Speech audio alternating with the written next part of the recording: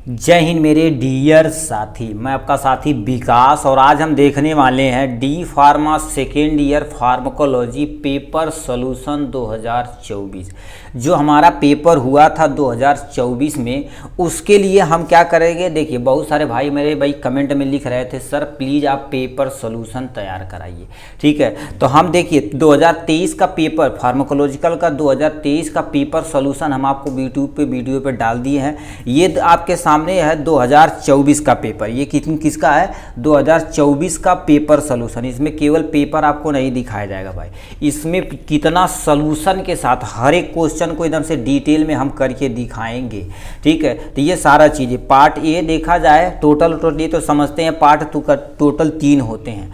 Part A हो गए, part B और पार्ट सी होते हैं। ठीक है, तो आज हम फार्माकोलॉजी का पेपर सॉल्यूशन 2024 को एकदम देखने वाले हैं। और आपसे बता देते हैं आप कुछ भी साल भर नहीं पढ़े, टेंशन मतलब घूमिए फिरिए नात बात मतलब घूमा एकदम से मस्त, किसी के साथ घूमिए, बीएफ जीएफ किसी के साथ घूमिए, कोई टेंशन नहीं। लास्ट में केवल आप डिप्लोमा कोर्स ज़्यादा नहीं, केवल 2 महीना से 1 महीना आप कॉन्सनट्रेट होकर पढ़ देंगे तो 70+ आपका नंबर रखा हुआ है। ठीक है, 70+ परसेंटेज में रखा हुआ, ऐसा नहीं 70+, 70% ऊपर रखा हुआ है। ठीक है, देखा जाए तो इसमें हम देखिए क्या क्या पढ़ना है आपको। मान लेते केवल 2 चीज़ पढ़ना है। एक आप 2 साल का पेपर सॉल्यूशन देख लिए, एक हमारे द्वारा बनाया गया सुपर 25 क्वेश्चन है। क्या सुपर 25 क्वेश्चन है? सुपर 25 क्वेश्चन में उन्हें कंसीडर किया गया है जो कम से कम क्या होगा 3 साल या 4 साल के पेपर को एनालिसिस के द्वारा बनाया गया सुपर 25 क्वेश्चन विथ आंसर। इसका आंसर भी उपलब्ध है। ठीक है, क्वेश्चन विथ आंसर। इसमें क्या किया गया है आपको बता देते हैं। इसमें टोटल 10 आपके क्या हो गए लॉन्ग क्वेश्चन है। ठीक है, 10 नहीं 14 हैं। ठीक है, 10 नहीं, ये टोटल 14 कर दो भाई। ठीक है, ये तुम्हारे पास कितना हो जाएगा 14 या 10 ये है, और तुम्हारे पास क्या होगा 10 आपके लॉन्ग यानी शॉर्ट क्वेश्चन हो जाएंगे। ठीक है, 60 क्वेश्चन हो जाएंगे और आपके 30 ही मोस्ट इंपॉर्टेंट एमसीक्यू आपको देखने को मिलेंगे। ठीक है, ये इसमें इंक्लूड है। ये आप पेपर सॉल्यूशन देख लीजिए 1-2 साल का, इससे आइडिया मिल जाएगा कितने नंबर में क्या लिखना है, ये सारी चीज़ें। उसके बाद सुपर 25 क्वेश्चन ले लीजिए, ये ही सेम टू सेम आपका फंस जाएगा इसी में पेपर, इससे बाहर कुछ भी नहीं आने वाला है। और नहीं विश्वास होता तो किसी भी स्टेट में किसी भी बंदे से पूछ लीजिएगा। ठीक है, तो जरूर आपको बता देगा। ठीक है, तो ये आपका हो जाएगा सेकेंड ईयर का। हम देखते हैं पेपर सॉल्यूशन 2024 और आपको बता देते हैं भाई ये वीडियो थोड़ा सा लेंदी होने वाला है। प्रेजेंट टाइम में हमारे इस मोबाइल में स्टोरेज डाटा टोटल 25 GB है। और ये वीडियो कम से कम 1 से लेकर 1.5 घंटा से ऊपर भी जा सकता, बट 1 घंटा से तो ऊपर जाएगा कंफर्म है। मगर इसमें हम क्या करेंगे लास्ट में थोड़ा सा तेज से चलेंगे। ठीक है, मगर हर एक कॉन्सेप्ट को आपको क्लियर करके ही जाने वाले हैं। ठीक है, तो चलिए स्टार्ट करते हैं आपके सामने फार्माकोलॉजी के बारे में। तो पहले पेपर के बारे में हम थोड़ा सा क्या कर देते हैं पढ़ लेते हैं, उसके बाद आपको हम एक एक क्वेश्चन को एकदम अच्छे से डिफाइन करने वाले हैं। तो इसमें दे रखा फार्माकोलॉजी, देखिए यहाँ से आपको अपना रोल नंबर लिख रहा है तो टीचर साइन कर देगा। कोड यहाँ से आप दे सकते हैं। मैक्सिमम मार्क टोटल 80 नंबर होता है। ठीक है, और कितने घंटे 3 घंटे के अंदर इसे खत्म करना रहता है। अटेम्प ऑल क्वेश्चन को आपको अटेम्प करना है। Stand to advice to specific check the numerical data of the question paper of the both version, यानी हिंदी वर्जन और इंग्लिश वर्जन दोनों में प्रेजेंट है। ठीक है, हिंदी इंग्लिश दोनों में प्रेजेंट है। फिर ठीक है, यहाँ पर क्या लिख रखा है, फिर क्या दे रखा है use of pager and mobile phone number student in not allowed. Please आपसे एक हाथ जोड़ के अनुरोध है मेरे भाई। ठीक है, आप प्लीज़ यदि आप एग्ज़ाम में बैठे हैं तो अपनी कॉपी पे कहीं भी अपना मोबाइल नंबर न लिखिएगा। ठीक है, और 2024 में जितने स्टूडेंट पास आउट हुए उनसे आप पूछ सकते हैं। ठीक है, पूछ भी सकते हैं कि जितने भाई हमारे पास क्या किए थे अपना फ़ोन नंबर लिखे थे, क्या फ़ोन नंबर लिखे थे, उनकी कॉपी PCI पे ही रख दी गई। चेक तो होने की दूर की बात, क्योंकि ऑनलाइन चेक हुआ था, वो चेक होने की दूर की बात होगी, उनकी कॉपी वहीं रख दी गई। फिर वो एप्लीकेशन लिखे अपने प्रिंसिपल से, साइन करवाए, फिर गए वो PCI से उनकी कॉपी ढूंढी गई। इतना बड़ा प्रोसेस हो जाएगा, आप थोड़ा सा गड्ढे में फंस सकते हैं। ठीक, तो आपके लिए दिक्कत हो सकती है, तो प्लीज़ आपसे अनुरोध है ऐसा कुछ भी मत करिएगा, मोबाइल नंबर वगैरह मत लिखिएगा। ठीक है, इसमें पार्ट ए कितने पार्ट होते हैं? 3 पार्ट। पार्ट ए में टोटल 7 क्वेश्चन रहता है कि नहीं, 6 क्वेश्चन को आपको अटेम्प्ट करा था और हर एक क्वेश्चन कितने नंबर का रहता है? टोटल 3 नंबर का, 5 नंबर का रहता है। तो 30 नंबर आपको यहाँ से मिलेगा। पार्ट बी में टोटल 11 क्वेश्चन रहते हैं, यानी 10 क्वेश्चन को अटेम्प्ट करना रहता।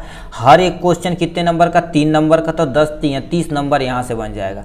30, 30, 60। और लास्ट में जाएंगे बी वाले पार्ट में, आपका इसमें एमसीक्यू भी हो सकता है, फिल इन दी ब्लैंक हो सकता है, या एक वर्ड में आंसर भी हो सकता है, एक सेंटेंस में भी आंसर हो सकता है। ठीक, वो टोटल 20 क्वेश्चन ऐसे ही पूछे जाएंगे। तो 20 नंबर यहाँ से टोटल आपके कितने हो जाएंगे, 80 नंबर हो जाने वाले हैं। तो चलिए अब एक एक क्वेश्चन का विद आंसर आपको दिखाते हैं एकदम मजे तरीके से। ठीक है, ठीक, ये आपके रहा उसका पहला क्वेश्चन का आंसर। देखिए क्या लिख रखा, ध्यान से सुनिए।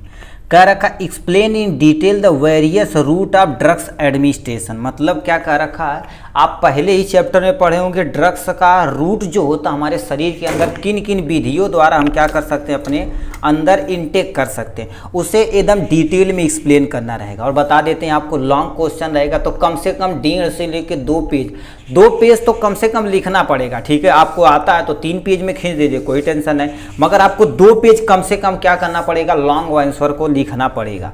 ठीक है, तो आपके सामने ये रहा। ठीक है, various route of drugs administration. यहाँ पर आपको देखिए केवल क्या करना, ब्लैक पेन से या स्केच से लिखिएगा तो सबके बहुत ही सुटेबल रहने वाला है। ठीक है, वेरियस रूट, ये पहला देखिए आंसर ऐसे डालना, तो यहाँ पर आप क्या क्या लिख देंगे, 1 लिख देंगे। क्या लिख देंगे आप, यहाँ से इजिली 1 लिख देंगे। अब क्या लिखा, various route of drugs administration होता क्या है, इसके बारे में आपको लिखना पड़ेगा पूरा डिटेल में। अब देखिए वेरियस रूट पहले समझते हो क्या होता है। रूट मतलब कहते हैं भैया ये रूट से जाइए, हेयर से नहीं जाइए, बोलते हैं ना। ठीक है, तो रूट मतलब एक रास्ता बना दिया जाता है कि इसी रास्ते पे हमें जाना है। तो उसी तरह से हमारा ड्रग्स हमारे शरीर के अंदर किस किस रास्ते के थ्रू जा सकता है, उसी को क्या बोलते हैं, रूट ऑफ ड्रग्स बोला जाता है। अब डिफिनेशन लिखा, क्या लिखा, the route of drugs administration in pharmacy is path by which a drugs is taken into the body. मतलब क्या कह रखा, मतलब एक ऐसा रास्ता होता है फार्मेसी में किसी भी ड्रग्स को, यानी लिखा एडमिनिस्ट्रेशन मतलब इंटर कराना, अपने शरीर के अंदर लेना।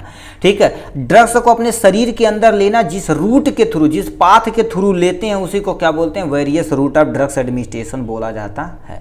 ठीक है, तो इसे फिर इसमें कितने में डिवीजन किया गया है, इसमें देखा जाए तो आपका रूट ऑफ ड्रग्स एडमिनिस्ट्रेशन को 3 में डिवाइड किया गया, कैटेगराइज किया गया, कैटेगरी या क्लासिफिकेशन भी आप बोल सकते हैं, कोई टेंशन नहीं। ठीक है, पहले लिख रखा इंटरनल, दूसरा पेरेंटल, तीसरा दे रखा टॉपिकल। इतने तुम्हारे पास क्या होते हैं, टॉपिक होते हैं इसके बारे में।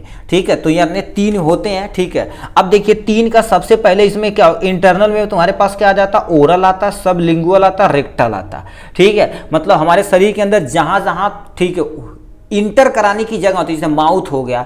ठीक है, अब सब लिंगुअल हो गया, ये तुम्हारे पास क्या हो गया। ठीक है, सब लिंगुअल मतलब जीभ के नीचे, रेक्टल मतलब अपने एनस के द्वारा अपने रेक्टम के अंदर इंटर करा देना। ठीक है, तो उसे हम क्या बोलेंगे, इंटरनल बोला जाता है। पेरेंटल में तुम्हारे पास एग्जाम्पल आ जाते हैं आईबी यानी इंट्रावेनस, आईएम मतलब इंट्रामस्कुलर, इनहेलेशन मतलब क्या होता है, इनहेलेशन के थ्रू, सांस के थ्रू आपके शरीर के अंदर जाना चाहिए। ट्रांसडर्मल मतलब जो डर्मिस लेयर हमारी होती है, इस चमड़ी होती है उसके अंदर। सब क्यूटीनियस, इसके भी हमें क्या, सब क्यूटीनियस मतलब स्किन की जो जस्ट नीचे होता है, ठीक है, उसमें डाला जाता है। टॉपिकल में तुम्हारे पास क्या आ जाता है, इसे हम अंटमेंट के तौर पे लगा, जैसे क्रीम उरीम लगा दिए, जैसे फेयर लवली लगा लिए, तो वो तुम्हारे पास क्या हो गया, टॉपिकल के अंतर्गत आ जाएगा। क्रीम हो गया, अंटमेंट इसके अंतर्गत आता है। ठीक है, तो इतना तुम्हारे पास हो गया इनके बारे में। अब इन्हीं के बारे में थोड़ा थोड़ा क्या करना, आपको एक्सप्लेन करना, कम से कम 2 पेज आपको भरना है। ठीक है, तो आपके सामने यहाँ देख रखा इंटरनल रूट के बारे में, तो इनमें लिखा क्या हो गया। ठीक है, इंटरनल रूट में क्या क्या होता है देखिए, ध्यान से पढ़िए। ठीक है, इसे ध्यान से बताया जाए, ध्यान ध्यान ध्यान ध्यान ध्यान दीजिए। ठीक है, कहाँ गया पेन जी, ब्लैक पेन चाहिए, थारा ब्लैक। ठीक है, अब सुनिए यहाँ पर देखिए, यहाँ से 2 पॉइंट यहाँ से, उसके बाद ये पहुँचा रहे पॉइंट की। सबसे पहले क्या होता है, इंटरनल रूट क्या होता है, इट इज ए सेफेस्ट, मतलब ये बहुत सेफ होता है, ज़्यादा नुकसानदेह नहीं होता। मोस्ट इकोनॉमिकल, मतलब ये देखा जाए तो पैसा भी बहुत कम लगता है। और क्या लिखा, conventional route of drugs administration, मतलब मोस्टली जब तो देखेंगे आप यहाँ पर पीरियोडिक टेबल नहीं, मतलब वो मेडिकल स्टोर में देखेंगे तो मोस्ट ऑफ द ड्रग देखेंगे टैबलेट के ही फॉर्म में रहता है, तो इसी के थ्रू ली जाती है। इसमें क्या क्या इंक्लूड हो रहा है, टैबलेट हो गया, कैप्सूल हो गया, पाउडर या टेकन ओरली, ये सब जितने भी चीज़ें हैं सब ओरली लिए जाते हैं। ठीक है, ओरली लिए जाते हैं, जो आपके सामने यहाँ से दे रखा है। अब इसमें करना क्या है आपको दिखा देते हैं, मोस्टली देखा जाए तो इतने होते हैं। ठीक है, यहाँ से। अब होते कैसे है देखिए, ध्यान से सुनिए, उजाला थोड़ा सा तगड़ा बनाया जाए। ओरल रूट में तुम्हारे पास आता है, ओरल रूट ऐसा रूट होता है जिसके हम थ्रू क्या लेते हैं, जो भी तुम्हारे पास ली जाती है ड्रग्स हमारे माउथ के थ्रू ली जाती है। देखिए लिखा drugs is administrated through the mouth, मतलब ऐसी ड्रग्स जो हमारी माउथ के थ्रू ली जाती है, ठीक है, उसे हम क्या बोलते हैं, ओरल रूट बोला जाता है। It is also known as per oral बोला जाता है, जैसे पीओ बोला जाता है, पीओ के नाम से जाना जाता है। Oral drugs are use to the various doses form, जैसे पाउडर में ले लिए, मतलब कोई पाउडर उडर ले लिए और क्या करिए पानी में घोल के पी गए, या किसी कारण पर मतलब अंदर जाना चाहिए, चाहे फाँक गए, कैप्सूल हो गया, टैबलेट हो गया, ये सब तुम्हारे पास इसके एग्जाम्पल हो जाने वाले हैं। ठीक है, सोल्यूशन वगैरह ये सब लिंगुअल में देखा जाए तो क्या होता है, इसे भी देखा जाता है। ठीक, तो सब लिंगुअल में देख लिया जाए तो क्या होता है, देखिए सब लिंगुअल मतलब क्या, ऐसी दवा जो अपनी जीभ के नीचे हम रख के उसे वहीं गला देते हैं। ठीक है, तो जीभ के नीचे यदि गला दिया जाता तो क्या लिखा, ध्यान से सुनिए, ड्रग्स यानी ये भी ड्रग्स क्या होना चाहिए, स्मॉल अमाउंट में होना चाहिए। तो लिखा drugs small size tablet is के बीनीथ द टंग, मतलब जीभ के नीचे रखते हैं, विदाउट वाटर, मतलब इसमें पानी आपको लेने, क्योंकि पानी लेंगे तो भाई पेट के अंदर चला जाने वाला। ठीक है, बिना वाटर टू यानी क्या लिखा, disintegrated and get absorb in mouth, मतलब ये क्या होती है, डिसइंटीग्रेट मतलब हमारे मुंह के अंदर ही क्या होती है, डिजॉल्व हो जाती है, और हमारे मुंह के अंदर ही क्या हो जाती है, एब्जॉर्ब हो जाती है। ठीक, नेक्स्ट में लिखा दिस, लिखा in this away prescribe drugs only with high activity and high solubility, मतलब इसमें उसे रखा जाता है जो बहुत एक्टिव होता है और हमारे पास बहुत सॉल्युबिलिटी, मतलब क्या होता है, मुंह के अंदर जाते ही लार से मिक्स करेगा और भरने से अपना काम हो जाएगा, हमारे माउथ में जितने नर्व रहते हैं उसे एब्जॉर्ब कर लेते हैं। जैसे इसमें तुम्हारे पास क्या लिखा है, वेलिन यानी क्या होता है, वेलिडन हो गया। ठीक है, और तुम्हारे पास क्या हो गया, नाइट्रोग्लिसरीन टैबलेट हो गया। वैसे मेथाइकोबालामीन आ जाता, कोबालामीन आ जाता है, बहुत सारे तुम्हारे पास माउथ होते हैं जो नस के लिए सबसे ज़्यादा यही यूज की जाती है, क्योंकि इसे तुरंत रिलैक्स कराना है। रेक्टल रूट में देखा जाए तो तुम्हारे पास कौन कौन से आते हैं, रेक्टल रूट में देखा जाए यानी the patient is not able to अब द ओरली, मतलब ऐसे पेशेंट जो ओरली ड्रग्स नहीं ले सकते हैं, ओरली मतलब मुंह के थ्रू नहीं ले सकते, उनके लिए drugs absorbance occurs directly through the यानी thin highly vascular wall of rectum, simple सा क्या कर दी जाती है, देखिए इसके लिए ऐसे तुम्हारे पास होता है। ठीक, ऐसे कैप होता है, इसी के अंदर टैबलेट डाल दी जाती है, उसके बाद इसी के अंदर टैबलेट डाल के और यहाँ से इंटर करा के उसके बाद हमारे एनस के द्वारा जैसे रेक्टम में क्या कर देते हैं, इसे इंजेक्ट करा दिया जाता है। ठीक है, तो ये होता है इसके बारे में, तो रेक्टल रूट के बारे में हो गया यहाँ से। नेक्स्ट में इसी में देखा जाए तो इसका एडवांटेज और डिसएडवांटेज भी हमें पढ़ाना पड़ेगा। ठीक है, क्योंकि यहाँ पर जब तक ये सब नहीं देखेंगे तब तक काम होने वाला नहीं है। ठीक है, तो इसमें लिखा है एडवांटेज ऑफ इंटरनल रूट, लिखा है it does not require any assistance, मतलब किसी असिस्टेंट की रिक्वायरमेंट नहीं रहेगी। जैसे अब इंजेक्शन लगाना है तो कहीं पर जाना पड़ेगा मेडिकल स्टोर पे, क्या किसी असिस्टेंट की ज़रूरत पड़ेगी, मगर इसमें क्या है, टैबलेट लाओ भूख खा ले, खाना खा भैली तो अपने आप कर लेते हैं। लिखा it causes rapidly absorption of the drugs to high due to the high solubility, ये क्या होती है, सॉल्युबिलिटी इसकी तगड़ी होती है। ठीक है, लेस चांस ऑफ इन्फेक्शन, इस पे इन्फेक्शन का चांस ना के बराबर इसमें होता है, बट एक रेक्टल वाले केस में हो सकता है, क्योंकि रेक्टल में तुम्हारे पास सही से यदि नहीं जब अंदर ज़्यादा चल गया तब भी दिक्कत हो जाएगी। ठीक है, तो वो चीज़ें हो सकती है। डिसएडवांटेज में देखा जाए इंटरनल रूट का तुम्हारे पास क्या होता है, it is not effective in emergency, मतलब इमरजेंसी में ये इफेक्टिव नहीं होता। अब बताइए कोई लड़ भिड़ के आ रहा, उल्लू पुल्ला इससे है, ठीक है, सही से काम ही नहीं पा रहा था, इमरजेंसी हो जाएगी, दिक्कत हो जाएगी। ठीक है, उसे कहे उठा हो मैं गैस दवाई खा, दर्द की दवाई खा, तो दिक्कत हो जाए, उसका तुरंत भन्न से इंजेक्शन लगाते हैं, पहुँचते ही कैनुला लगाओ पहले। इमरजेंसी में जब काम करेंगे बड़ी तगड़ा बड़ी भयानक होती है भाई, तुरंत पहुँचते कोई तुरंत कैनुला ठोको सन से, उसके बाद तुरंत जो भी परेशानी बताए सन सन सन सन रेंटेक डेक्लो फैक्लो सब मारो भन भन भन। ठीक है, तो इमरजेंसी में वो इफेक्ट नहीं होता। फिर क्या दे रखा है, यहाँ से देखा जाए ये भाई ठीक, ये इमरजेंसी में इफेक्टिव नहीं होती। Do not absorb of the high molecular drugs, मतलब कुछ ऐसे ड्रग्स होते हैं जिसका मॉलिक्यूलर वेट बहुत ज़्यादा होता है, जो हमारे पेट में ही एब्जॉर्ब नहीं हो पाते हैं, वो भी दिक्कत हो सकती है। सम टाइम काज इन्फ्लामेशन, कभी कभी ये क्या कर देते हैं, इन्फ्लामेशन कर देते हैं, रेक्टम में कर सकती हैं, आपके स्टमक में कर सकती है, तो दिक्कत कॉजेज कर सकती है। तो ये हो जाएगा इनके बारे में। अब नेक्स्ट में देखा जाए तो आपका क्या रूट आते हैं, पेरेंटल क्लासिफिकेशन में बताएं, इंटरनल, पेरेंटल और तुम्हारे पास क्या होते हैं, टॉपिकल होते हैं। तो पेरेंटल रूट क्या होता है इसमें सुनिए। पेरेंटल रूट में मोस्टली क्या देता है, जो भी इंजेक्शन रहता है, ठीक है, मोस्टली इंजेक्शन का प्रयोग करते हैं।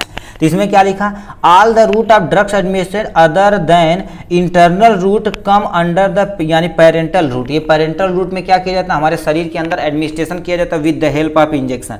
इसमें आईवी के थ्रू लगा सकते हैं, आईएम के थ्रू लगा सकते हैं, सब क्यूटेनियस नेचर से भी लगा सकते हैं, ठीक है, डिपेंड करता है किस कैटेगरी की आपकी मेडिसिन है।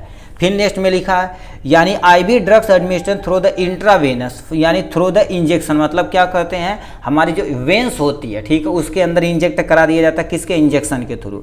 इट इज ए सो 100% बायोबिलिटी, याद रखना जो इंजेक्शन दी जाती है हमारे पास आईवी रूट के द्वारा वो 100% क्या हो जाती है, बायोबिलिटी होती है। ये भी एमसीक्यू में पूछा गया था 2023 में, किसकी यानी किस डोजेज का, किस ड्रग्स का सबसे ज़्यादा क्या होता है, ठीक, बायोबिलिटी होती है। तो 100% किसकी होती, पेरेंटल रूट, वो भी पेरेंटल रूट नहीं दिया रहेगा तो आईवी दिया रहेगा तो आईवी पे टिक मारना, ठीक है। Apply sterile equals solution of suspension, उसमें क्या कर देते हैं, जिस एरिया में लगाना रहता है उसमें पहले स्टेराइज करते हैं, रुई में बोर के उसके बाद ठोंक दो, कोई टेंशन नहीं, ठीक है। एडवांटेज देखा जाए तो क्या होता है, इट्स 100% बायोबिलिटी देखने को मिलती है। इट हेल्प फॉर इमरजेंसी, ये इमरजेंसी में बहुत ही हेल्पफुल होती है। अवॉइड फर्स्ट पास मेटाबॉलिज्म, अब अवॉइड करती क्या, पहले मुंह में जाएगा, फिर लीवर उस पर अपना काम करेगा, पैंक्रियाज एंजाइम वगैरह छोड़ेंगे तो इतना बड़ा प्रोसेस होगा, ये सीधे तब ब्लड में जाएगा, यहाँ सीधे ब्लड में डाल दिया जाता है, अपना काम खत्म, ठीक है। तो इससे हो सकता है। डिसएडवांटेज में देखा जाए तो पेरेंटल रूट जितने भी तो मेरे पास कास्टली होते हैं, जैसे आप पैरासीटामॉल एक लेंगे, 1 रुपये का टैबलेट खरीदे, 2 रुपये खरीदे, 4 रुपये खरीदे, काम अपना बन जाता। बट आपको लेना पड़ेगा ये 100 ml या 50 ml लेंगे तो देखेंगे कम से कम आपका क्या होगा, 100 से 200 रुपये चल जाएगा। तो ये कॉस्टली होते हैं। सम टाइम कॉजेज इन्फेक्शन, ये कभी कभी क्या कर देते हैं, इन्फेक्शन कर देते हैं। जैसे किसी को अभी आईएम तुम लगाएं, वो क्या हो जाता है, उस एरिया में स्वेलिंग कर देगा तो दिक्कत कॉजेज कर देगा, ठीक है। तो इससे आपका क्या हो सकती है, दिक्कतें कॉजेज हो सकती हैं, ठीक है। तो इनके बारे में हो जाएगा। फिर क्या दे रखा तुम्हारे पास, यहाँ से देखा जाए, ठीक है, यहाँ से देखा जाए आपके पास ये भाई कैमरा का कैसा हो जा रहा है जी, समझ नहीं आ रहा, चलो ठीक है। यहाँ से तुम्हारे पास क्या देखा, topical route, drugs is apply on surface skin, मतलब टॉपिकल रूट में देखा जाए तो जो भी ड्रग्स होती है हमारी स्किन पे अप्लाई की जाती है, अपना काम हो जाता है। जैसे क्रीम हो गया, ठीक है, मान लो कहीं घाव लग गया, कहते हैं लगाने वाला साहब क्रीम दे दो, तो वहाँ पर तुरंत काम कर जाता है। The drugs is absorb through the pore present in skin, हमारी स्किन पे छोटे छोटे पोर रहते हैं, उसे स्वेट ग्लैंड के नाम से जाना जाता है, ठीक है। और छोटे छोटे पोर रहते हैं जो ऑस्मो रेगुलेशन को मेंटेन करते हैं, तो उसके द्वारा क्या जाते हैं, वहाँ एब्जॉर्ब कर लेते हैं ड्रग्स और अपना एक्शन परफॉर्म कर देता है। दे मिनिमाइज इन्फेक्शन, इन्फेक्शन को मिनिमाइज करता है और इन्फ्लामेशन प्रोटेक्ट द स्किन, ये क्या कर देता है, इन्फ्लामेशन कॉजेज करता है और प्रोटेक्ट करता है स्किन को ये प्रोटेक्ट करने का काम करता है। अब इसका एडवांटेज और डिसएडवांटेज देख लिया जाए। एडवांटेज क्या होता है, इजी एडमिनिस्ट्रेशन ऑफ ड्रग्स, मतलब इजीली लगा सकते हैं। ऐसे बताओ अभी फोड़ा हुआ है आपको पैर में, ऐसे निकाल लें, ऐसे पोत दिए, बस काम खत्म, ठीक है। ये क्या होता है, यानी फास्ट एक्शन, तुम्हारे पास fast action of the application side, मतलब जिसमें देखो फोड़ा पे लगा तो पहले दवा खाएंगे तो अंदर जाएगा, ये सब सारी चीज़ें उतना बड़ा प्रोसेस करना पड़ेगा तब एक्शन परफॉर्म करेगा। इसमें क्या होता है, जो भी ड्रग्स आपके शरीर के अंदर गया और शरीर के अंदर गया तो अपना काम करेगा, तब काम करेगा। बट यहाँ पर तुरंत फोड़ा पर लगाए, फोड़ा फिट, कोनो टेंशन नहीं, ठीक है। डिसएडवांटेज में क्या होता है, सम टाइम काज इरिटेशन, मतलब कभी कभी इरिटेशन खजुली की तरफ कर देता है। और क्या होता है, यानी ड्रग्स यानी जो भी तुम्हारे पास डोजेज होता है उसका लॉस होता है। वैसे लगाना रहेगा, कितने लोग ऐसे एकदम नहीं करिए, भर से ढेर कुले निकाल दिए हैं तो दिक्कत हो जाएगी। 2 दिन में क्रीमिया खत्म करिए 30 ग्राम 20 ग्राम, ठीक है। तो ये सब डोजेज फॉर्म लॉस हो सकता है। फिर नेक्स्ट क्वेश्चन में दे रखा, क्या ध्यान से सुनिए, ठीक है, चलिए इसे देखते हैं। ठीक, नेक्स्ट क्वेश्चन इसी में आपसे पूछ दिया, कह दिया what are NSAID and classification, indication और कंट्रा इंडिकेशन आपको बताना पड़ेगा। तो NSAID आप फर्स्ट ईयर में भी पढ़े चुके हैं। इसे हम क्या बोलते हैं, non steroidal anti inflammatory drugs, ठीक है, या फार्मास्यूटिकल केमिस्ट्री फर्स्ट ईयर में पढ़े होंगे, ठीक है। तो इसमें हमें क्या क्या पढ़ना पड़ेगा, देखिए इसमें सबसे पहले कहा है, यानी ये बताना आपको सबसे पहले non steroidal anti inflammatory drugs होती क्या है, इसका क्लासिफिकेशन, इंडिकेशन और कंट्रा इंडिकेशन, मतलब इस सिलेबस में जितना भी है सब चीज़ को आपको क्या करना पड़ेगा, डिटेल में पढ़ना पड़ेगा। तो आपके सामने ये रहा non steroidal anti inflammatory drugs की डिफिनेशन। अब ये होते क्या है, ध्यान से सुनिए, ठीक है। ये करते क्या है, लिखा है introduction, 2 drugs which are use to treatment of inflammation, मतलब सिंपल सा क्या होती है, ऐसी दवा जो इन्फ्लामेशन मतलब सूजन को जो कम करती है, मॉडरेट पेन मतलब जो थोड़ा बहुत दर्द रहे उसे भी सही करती है, फीवर को कम करती है, उसी को क्या बोला जाता है, non steroidal anti inflammatory drugs बोला जाता है, जिसे शॉर्ट में हम क्या बोलते हैं, शॉर्ट में बोला जाता है NSAID बोला जाता है, non steroidal anti inflammatory drugs के नाम से भी जाना जाता है। ठीक है, तो इतना आपको क्या करना पड़ेगा, लिख देना डिफिनेशन। अब इन्फ्लामेशन भैया क्या होता है, inflammation is the condition in which part of body become to swollen and painful as a reaction of injury. मतलब क्या होता है, सिंपल, यानी इन्फ्लामेशन क्या होती है, एक ऐसी कंडीशन होती है जिस पार्ट में इंजरी हुई है, चोट लगी है, घाव लगी है, उसमें क्या हो जाती है, फूल जाता है, स्वेलिंग हो जाती है और थोड़ा बहुत उसमें दर्द होता है, उसी प्रोसेस को, इसी को हम क्या बोलते हैं, इन्फ्लामेशन बोला जाता है। अब इसका क्लासिफिकेशन देख लिया जाए तो आपको टोटल यहाँ पर देखिए क्लासिफिकेशन किया गया है। क्लासिफिकेशन में क्या किया गया, देखिए 4 में कैटेगराइज किया गया। नॉन सेलेक्टिव कोक्स इनहिबिटर होता, प्रीफेरेंटियल कोक्स 2 इनहिबिटर होता है, सेलेक्टिव कोक्स 2 इनहिबिटर होता है, यानी analgesic antipyretic with poor anti inflammatory action के तौर पे होता है। मान लेते हैं ये सब आपको नहीं याद रहेगा तो 1 2 3 4 आपको याद होना चाहिए, आपके माइंड में कॉन्सेप्ट बैठा लो, और इन्हीं का कम से कम 1 1 2 2 आपको एग्जाम्पल याद होना चाहिए एकदम मजे तरीके से। ठीक है, तो इसमें तुम्हारे पास क्या, देखिए इसमें यहाँ पर इसे फर्दर कैटेगराइज किया गया सल्फोनिक एसिड में, दूसरा तुम्हारे पास क्या होगा, एसिटिक एसिड डेरिवेटिव में, फेनामिक एसिड डेरिवेटिव में, और तुम्हारे पास क्या होगा, इनोमिक एसिड डेरिवेटिव में, और तुम्हारे पास लास्ट में तुम्हारे पास क्या लिखा, देखिए यहाँ लिखा प्रोपियोनिक एसिड डेरिवेटिव होता है। तो इतना चीज़ें क्या हो गया, आपको यहाँ से दिक्कतें बता देनी पड़ेगी। ठीक है, तो इसमें सबसे पहले देख लिया जाए आपका, ठीक है, यहाँ से देखा जाए तो यानी क्या लिखा, सल्फोनिक एसिड जो एस्पिरिन इसका एग्जाम्पल है, और तुम्हारे पास क्या होगा, एसिटिक एसिड डेरिवेटिव में कीटोलैक, और तुम्हारे पास इंडोमेथासिन इसका एग्जाम्पल है। लास्ट में देखा जाए फिनामिक एसिड जो तुम्हारे पास क्या होगा, मेफनोमिक एसिड के नाम से इसका एग्जाम्पल आता है, ये क्रीम भी आती है, ठीक है, दवा भी आती है मोस्टली। ठीक है, और क्या होती है, इनोमिक एसिड डेरिवेटिव में तुम्हारे पास क्या लिखा है, प्रोजिकैम आता है, और क्या होता है, टेनोजिकैम आता है, और क्या हो जाता है ठीक है, यहाँ प्रोपियोनिक एसिड डेरिवेटिव में तुम्हारे पास क्या हो जाता है, आइबुप्रोफेन आ जाता है, देखिए आइबुप्रोफेन आ जाता है, और नेप्रोजेन आ जाता है, इसका एग्जाम्पल हो जाने वाला है। ठीक है, और लिखा प्रीफेरेंटियल आपके कोक्स 2 इनहिबिटर में एग्जाम्पल आ जाएंगे, मेलोक्जिकैम आ जाते हैं, एसाइक्लोफेनेक आ जाते हैं, निमोस्लाइड आ जाते हैं, इटोडोल आ जाते हैं, इसका एग्जाम्पल हो जाएगा। कोक्स यानी सेलेक्टिव कोक्स 2 इनहिबिटर में क्या हो जाते हैं, सेलेकॉक्सबी आ जाते हैं, और क्या लेते हैं, रेफोकॉक्सबी आ जाते हैं, और क्या वेल्डोकॉक्सबी इसके नाम से इसका एग्जाम्पल है। और लास्ट में लिखा analgesic antipyretic with the poor anti inflammatory, मतलब आपको थोड़ा बहुत दर्द भी है, थोड़ा बहुत आपको सूजन भी है, उस कंडीशन में आपको यहाँ पर प्रयोग करना पड़ेगा पैरासीटामॉल, आपको क्या करना पड़ेगा, और लास्ट में इसका नेफोपाम इसका एग्जाम्पल हो जाने वाला है। तो इतना चीज़ें हो गया। फिर हमसे क्या कहा, ये क्लासिफिकेशन हमने बता दिया, इंडिकेशन और कंट्रा इंडिकेशन आपको बता देना है, तो अब मोस्टली आप सब लिख दीजिएगा, काम अपना खत्म हो जाएगा। एनाल्जेसिक में देखा जाए तो नॉन स्टेरॉयडल एंटी इन्फ्लेमेटरी जो ड्रग्स होती है, इंडिकेशन मतलब समझते हैं कि नहीं, इंडिकेशन मतलब किसमें आप प्रयोग कर सकते हैं, इस दवा का उपयोग बताना है। ठीक है, अब इसमें मॉडरेट पेन, जैसे तुम्हारे पास कहीं हेडेक थोड़ा सा हुआ तब भी खा सकते हैं, यानी टूथ एक होगा मतलब दांत दर्द कर रहा है उसके कंडीशन में, मसल पेन हो रहा है उस कंडीशन में, माइग्रेन हो रहा है उस कंडीशन में, और डिस्मेनोरिया में भी प्रयोग किया जा सकता है। तो ये ड्रग्स है जिसमें आप प्रयोग कर सकते हैं एनाल्जेसिक। एंटीपायरेसिस क्या होता है, जिसे फीवर को ट्रीट करने के लिए, एंटी मतलब अगेंस्ट, पायरेसिस मतलब फीवर होता है, फीवर को ट्रीट करने के लिए जो हमारा नॉर्मल बॉडी टेम्परेचर मेंटेन करने के लिए प्रयोग किया जाता है। एंटी इन्फ्लामेशन में देखा जाता है यूज टू स्टॉप इन्फ्लामेशन और पेन लाइक, मतलब क्या होगा, इन्फ्लामेशन को, पेन को कम करने के लिए इस दवा का प्रयोग किया जाता है। फिर जैसे तुम्हारे पास क्या होगा, रेमेटॉइड हो गया, और क्या लिखा है, बर्सिस्टिस हो जाएगा, ऑस्ट्रोआर्थराइटिस हो जाएगा। तो ये सब इसके एग्जाम्पल है जो आपके सामने यहाँ दिया गया है। ठीक है, ये हो गया। एडवर्स इफेक्ट यहाँ से आप देख सकते हैं, पूछा नहीं है मगर मान लेते पूछ दिया जाए तो क्या, किस यानी हमारे शरीर के अंदर एडवर्स इफेक्ट, या तुमसे इसकी हिंदी क्या होती है, प्रतिकूल प्रभाव, यहाँ पर स्टमक में क्या करता है, और प्लेटलेट पे क्या करता है, यूट्रस पे, किडनी पे, मगर हमसे सीधे पूछा कंट्रा इंडिकेशन, तो हम यहाँ कंट्रा इंडिकेशन आपको बता देते हैं। लिखा है यहाँ पर कोई पर्सन ऐसे होते हैं जो non steroidal anti inflammatory drugs के प्रति बहुत ज़्यादा क्या होते हैं, सेंसिटिव होते हैं, तो प्लीज़ उन्हें आप न दीजिएगा। पेप्टिक अल्सर में तो किसी को आप न दीजिएगा। चिल्ड्रेन सफरिंग फ्रॉम, तुम्हारे पास क्या होगा, चिकन पॉक्स, ऐसे पर्सन जो क्या होगा, चिकन पॉक्स से जो छोटे बच्चे या तुम्हारे पास कोई छोटा बेबी हो या आपका थोड़ा सा कोई बड़ा आदमी हो, उससे यदि चिकन पॉक्स से सफरिंग करे तो non steroid anti inflammatory drugs आपको नहीं देनी है। क्रोनिक लीवर डिजीज, मतलब किसी पर्सन को ठीक है लीवर से प्रॉब्लम है तो उसे भी नहीं देनी है। अब ब्रेस्ट फीडिंग मदर, मतलब कोई ऐसी मम्मी है जो क्या कर देती है, अभी लैक्टेशन पीरियड उनका चल रहा है, मतलब बेबी को फीड करा रहे हैं मिल्क, उस कंडीशन में भी आपको ये देना नहीं है। तो इतना हो जाएगा टोटल, और टोटल आपका सेकेंड क्वेश्चन का आंसर।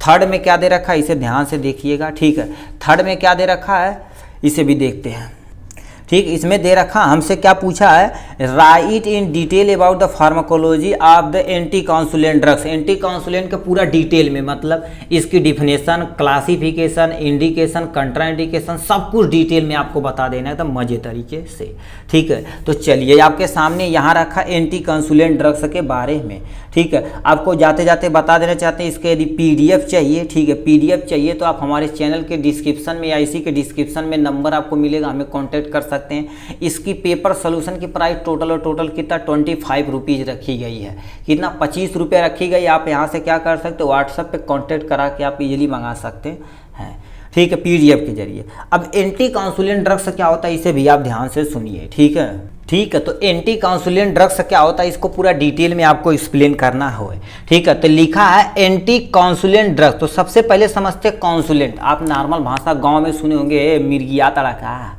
सुना होगा ना, ठीक है। तो ऐसी दवा, उसी को काउंसुलेंट बोलते हैं। ऐसी दवा जो मिर्गी को ट्रीट करने के लिए प्रयोग की जाती है उसी को एंटी काउंसुलेंट ड्रग्स बोलते हैं। अब लिखा क्या होगा, anticonvulsant drugs is also known as antiepileptic या anti seizure drugs. They are use for the adequately controlling या managing the CNS disorder. CNS disorder मतलब ऐसे डिसऑर्डर जो सेंट्रल नर्वस सिस्टम को इफेक्ट करते हैं, उसे CNS डिसऑर्डर बोला जाता है। उसे ट्रीट करने के लिए हम यूज करते हैं। Anticonvulsant suppress the rapid and excessive firing of nerve, ठीक है, nerve which the start of seizure. मतलब क्या होता है, सीजर मिर्गी कैसे आती है, आपके CNS सेंट्रल नर्वस सिस्टम जो हमारा ब्रेन होता है और स्पाइनल कार्ड में कोई ना कोई क्या कर देते, दिक्कतें आ जाती है। वो किसी कारण से हो सकता है, उसे स्टार्टिंग में ये क्या कर देता, सप्रेस कंट्रोल कर देता है। अकॉर्डिंग टू WHO इसका यानी डिफिनेशन क्या होती है, एक condition having the tendency for recurrent seizure due to the disorder of brain cell is term to epilepsy. इसे क्या बोला जाता है, एपिलेप्सी बोला जाता है। फिर क्या लिखा, epilepsy form A group of disorder mainly affect the nervous system. इसे क्या कर देते हैं, मतलब एपिलेप्सी बहुत सारे डिसऑर्डर होते हैं जो क्या कर देते हैं, हमारे नर्वस सिस्टम को इफेक्ट करते हैं, ठीक। इसके इंट्रोडक्शन के बारे में मान लेते इतना बड़ा आप नहीं लिखना चाहते हैं, सिंपल सही लिख देंगे। दो drugs which are use to treatment of the convulsant is known as anticonvulsant. तो मतलब ऐसी दवा जो काउंसुलेंट यानी लिखा क्या लिखा, काउंसुलेंट के प्रति अगेंस्ट प्रयोग की जाती है उसी को हम क्या बोलते हैं, एंटी काउंसुलेंट ड्रग्स बोला जाता है। बस इतना आपको लिख देना, काम खत्म। अब इसकी क्लासिफिकेशन देख लीजिए तो सामने यहाँ से यानी 4 में 5 में 6 में कैटेगराइज किया गया भाई, ठीक है। यहाँ पर 1 2 3 4 5 6 में कैटेगराइज किया। पहला हमारे पास हेडेंटोइन डेरिवेटिव होता, दूसरा बारबीटूरेट यानी बारबीटूरेट होता, सक्सिनामाइड होता, गाबा ट्रांस एमीन इनहिबिटर होता, गाबा एगोनोस्टिक होता है, एगोनोस्ट होता है, बेंजाडाइजापीन होता है, ठीक है। इसका एक एग्जाम्पल याद रखिएगा। इसमें एग्जाम्पल तुम्हारे पास फेनेटोइन हो जाएगा और ये सबसे ज़्यादा प्रयोग किया जाता है। एक और होता है यानी क्या तो सोडियम वल्फोरेट होता है, इसलिए प्रयोग किया जाता है। ये दो, और ये सब तो बहुत तगड़ा जब कंडीशन आता है तब प्रयोग किया जाता है। मगर ये देखा जाए तो आपका प्रयोग किया जाता है फेनेटोइन इसका एग्जाम्पल, मेथाटोइन इसके एग्जाम्पल हो जाएगा। बारबीटूरेट में देखा जाए तो फिनोबारबूटोन हो जाएगा और तुम्हारे पास पिरिमिडोन हो जाएगा इसका एग्जाम्पल। अब क्या होता है, सक्सिनामाइड में तुम्हारे पास क्या हो जाता है, इथोजैक्सिमी यानी जैक्सिमीमाइड होता है, और इसमें गाबा ट्रांसमीन इनहिबिटर में तुम्हारे पास सोडियम वल्फोरेट होता है, और क्या होता है वीगा यानी क्या होता है बैट्रियन होता है। तो इसका एग्जाम्पल हो जाएगा यहाँ से। गाबा एगोनोस्टिक में तुम्हारे पास क्या हो जाता है, गाबा पेंटीन आ जाता है एग्जाम्पल, ये भी प्रयोग किया जाता है नस में प्रॉब्लम रहती है तो। और इसमें देखा जाए तो डाइजापाम आ जाता है, बेंजोडाइजापाम में तुम्हारे पास डाइजापाम आ जाते हैं, लोराजेपाम आ जाते हैं, क्लोनाजेपाम आ जाता है, इसका एग्जाम्पल हो जाने वाला है।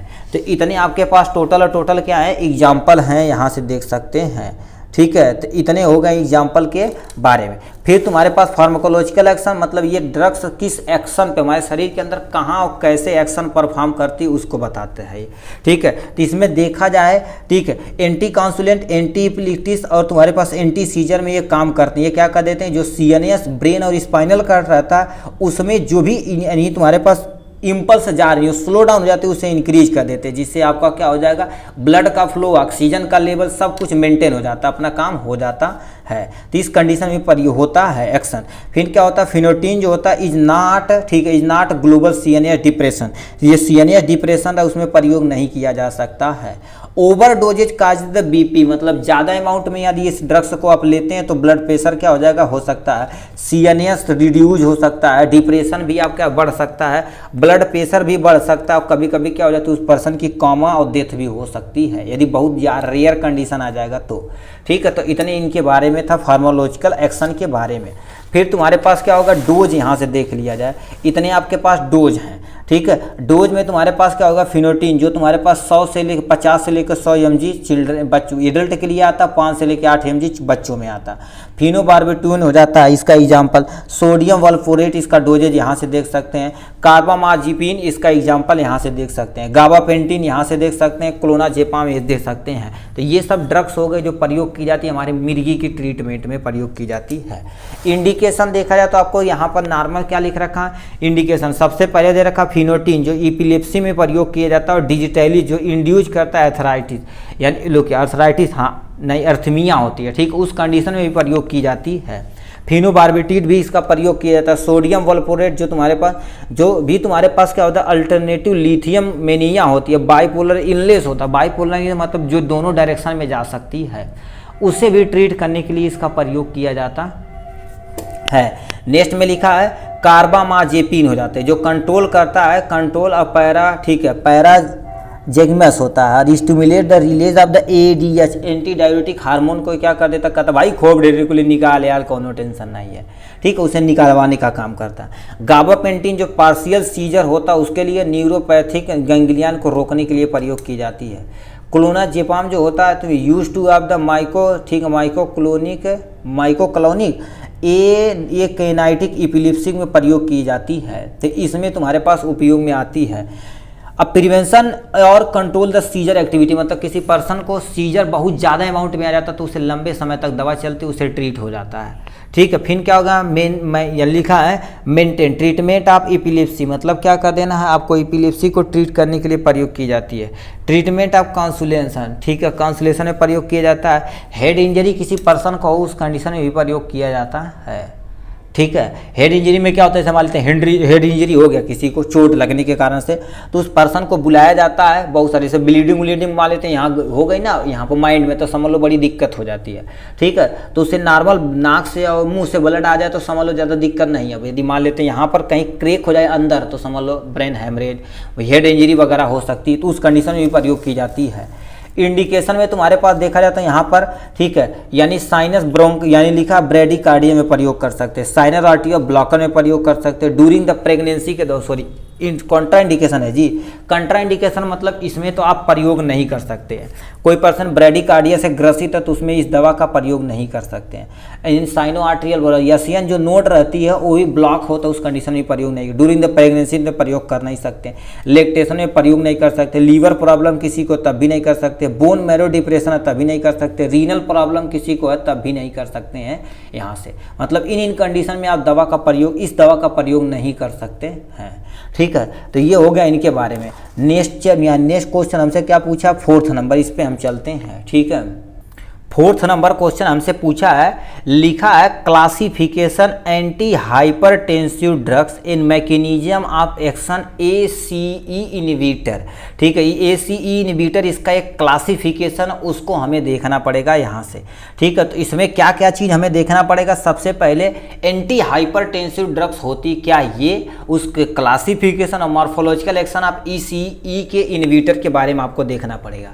देखिए चिंता मत करिए, ठीक है। देखा जाए तो ये थोड़ा थोड़ा देखिए खत्म होते जा रहा है, ठीक है। जैसे हम स्ट्रगल थोड़ा सा कर रहे हैं चिल्ला चिल्ला के, उसके भी आपको केवल 2-3 बार सुनना है। वीडियो को केवल आप सुनेंगे, कहीं मान लेते नोट करना चाहे नोट कर सकते हैं, नहीं तो आप PDF मंगा के उसमें भी टिक लगा सकते हैं प्रिंट निकलवा कर, ठीक है। तो यहाँ से आपको क्या करना, थोड़ा सा एफर्ट करना पड़ेगा भाई, ठीक है। एंटी हाइपरटेंसिव क्या होती है, इसके सामने यहाँ से लिखा है एंटी हाइपरटेंसिव। अब हाइपरटेंसिव कहते हैं बहुत टेंशन में बड़ा हो, अरे यार बहुत टेंशन बढ़ गई बा का करी, तो टेंशन को जो तुम्हारे पास कम करने के लिए दवा का प्रयोग की जाती है उसी को एंटी हाइपरटेंसिव ड्रग्स बोलते हैं। तो लिखा क्या हो गया, एंटी हाइपरटेंसिव होता क्या, एक condition in which the blood pressure of the यानी सिस्टमेटिक आर्टरी इंक्रीज कर देती है beyond the normal pressure, is known as hypertension. मतलब जो नॉर्मल ब्लड प्रेशर होता है 120/80 mmHg होता है ना, सिस्टोलिक और डायस्टोलिक मिला के, उस कंडीशन में जो ब्लड प्रेशर हमारी आर्टरी पे होता है प्रेशर ज़्यादा हो जाता है, तो उस कंडीशन को कहते हैं भाई बहुत हाई ब्लड प्रेशर जब बढ़ेगा तो हाइपरटेंशन कॉजेज होगा।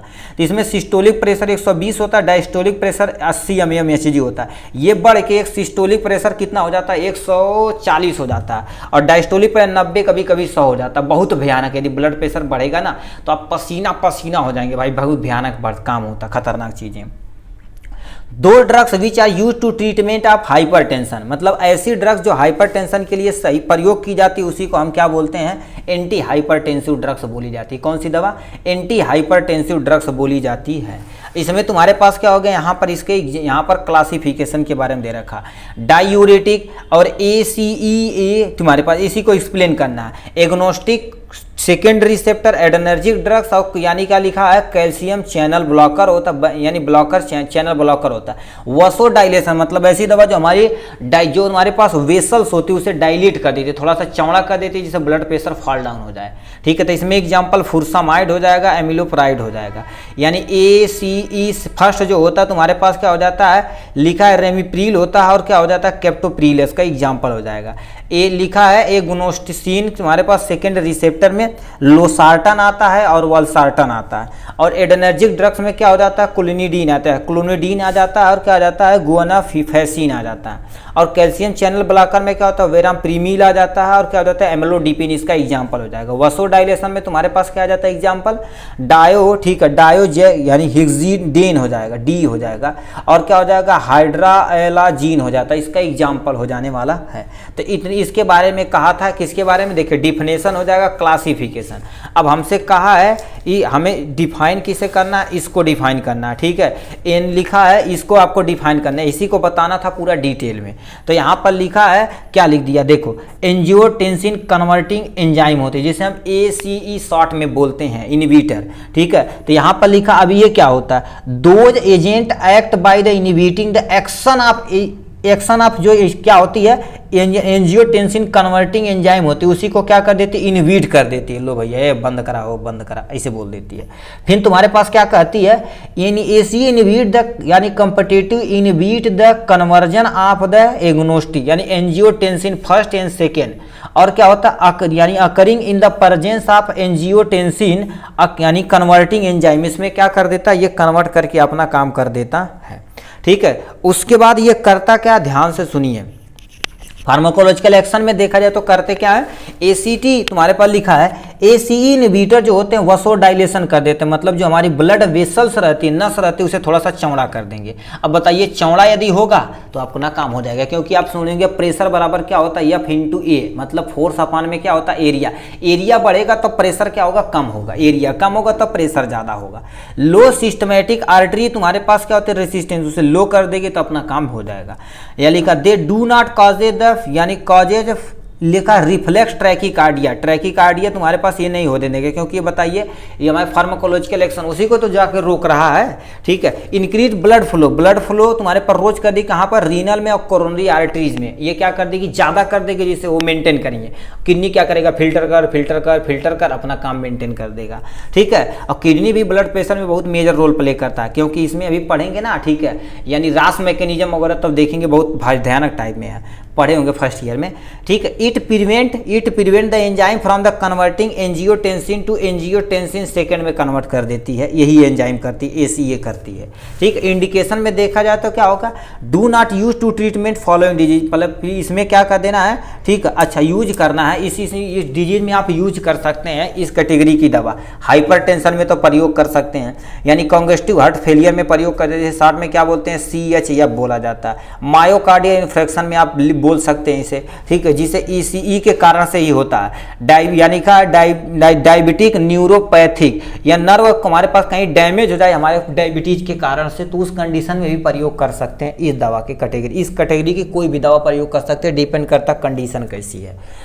डोजेज देखा जाए तो क्या होगा, यानी लिखा है कैप्टोप्रील हो जाता है, जो लिखे यानी 25 से लेकर 100 mg BD होता है। और क्या होता है, रेमीप्रील, यानी क्या होता है, प्रील होता है, जो 0.2 यानी 2.5 से लेकर 10 mg होता है। लेसार्टन देखा जाए तो कितना होता है, यानी 25 से लेकर 100 mg होता है। और यह लिखा है वल्सार्टन, जो तुम्हारे पास 80 लेके हमारे पास 300 mg के बीच में होता है। कंट्रा इंडिकेशन देखा जाए तो आपको इतना चीज़ें में प्रयोग कर देना है, या यहाँ पर सॉरी कंट्रा इंडिकेशन मतलब इन डिजीज में आपको प्रयोग नहीं करना है।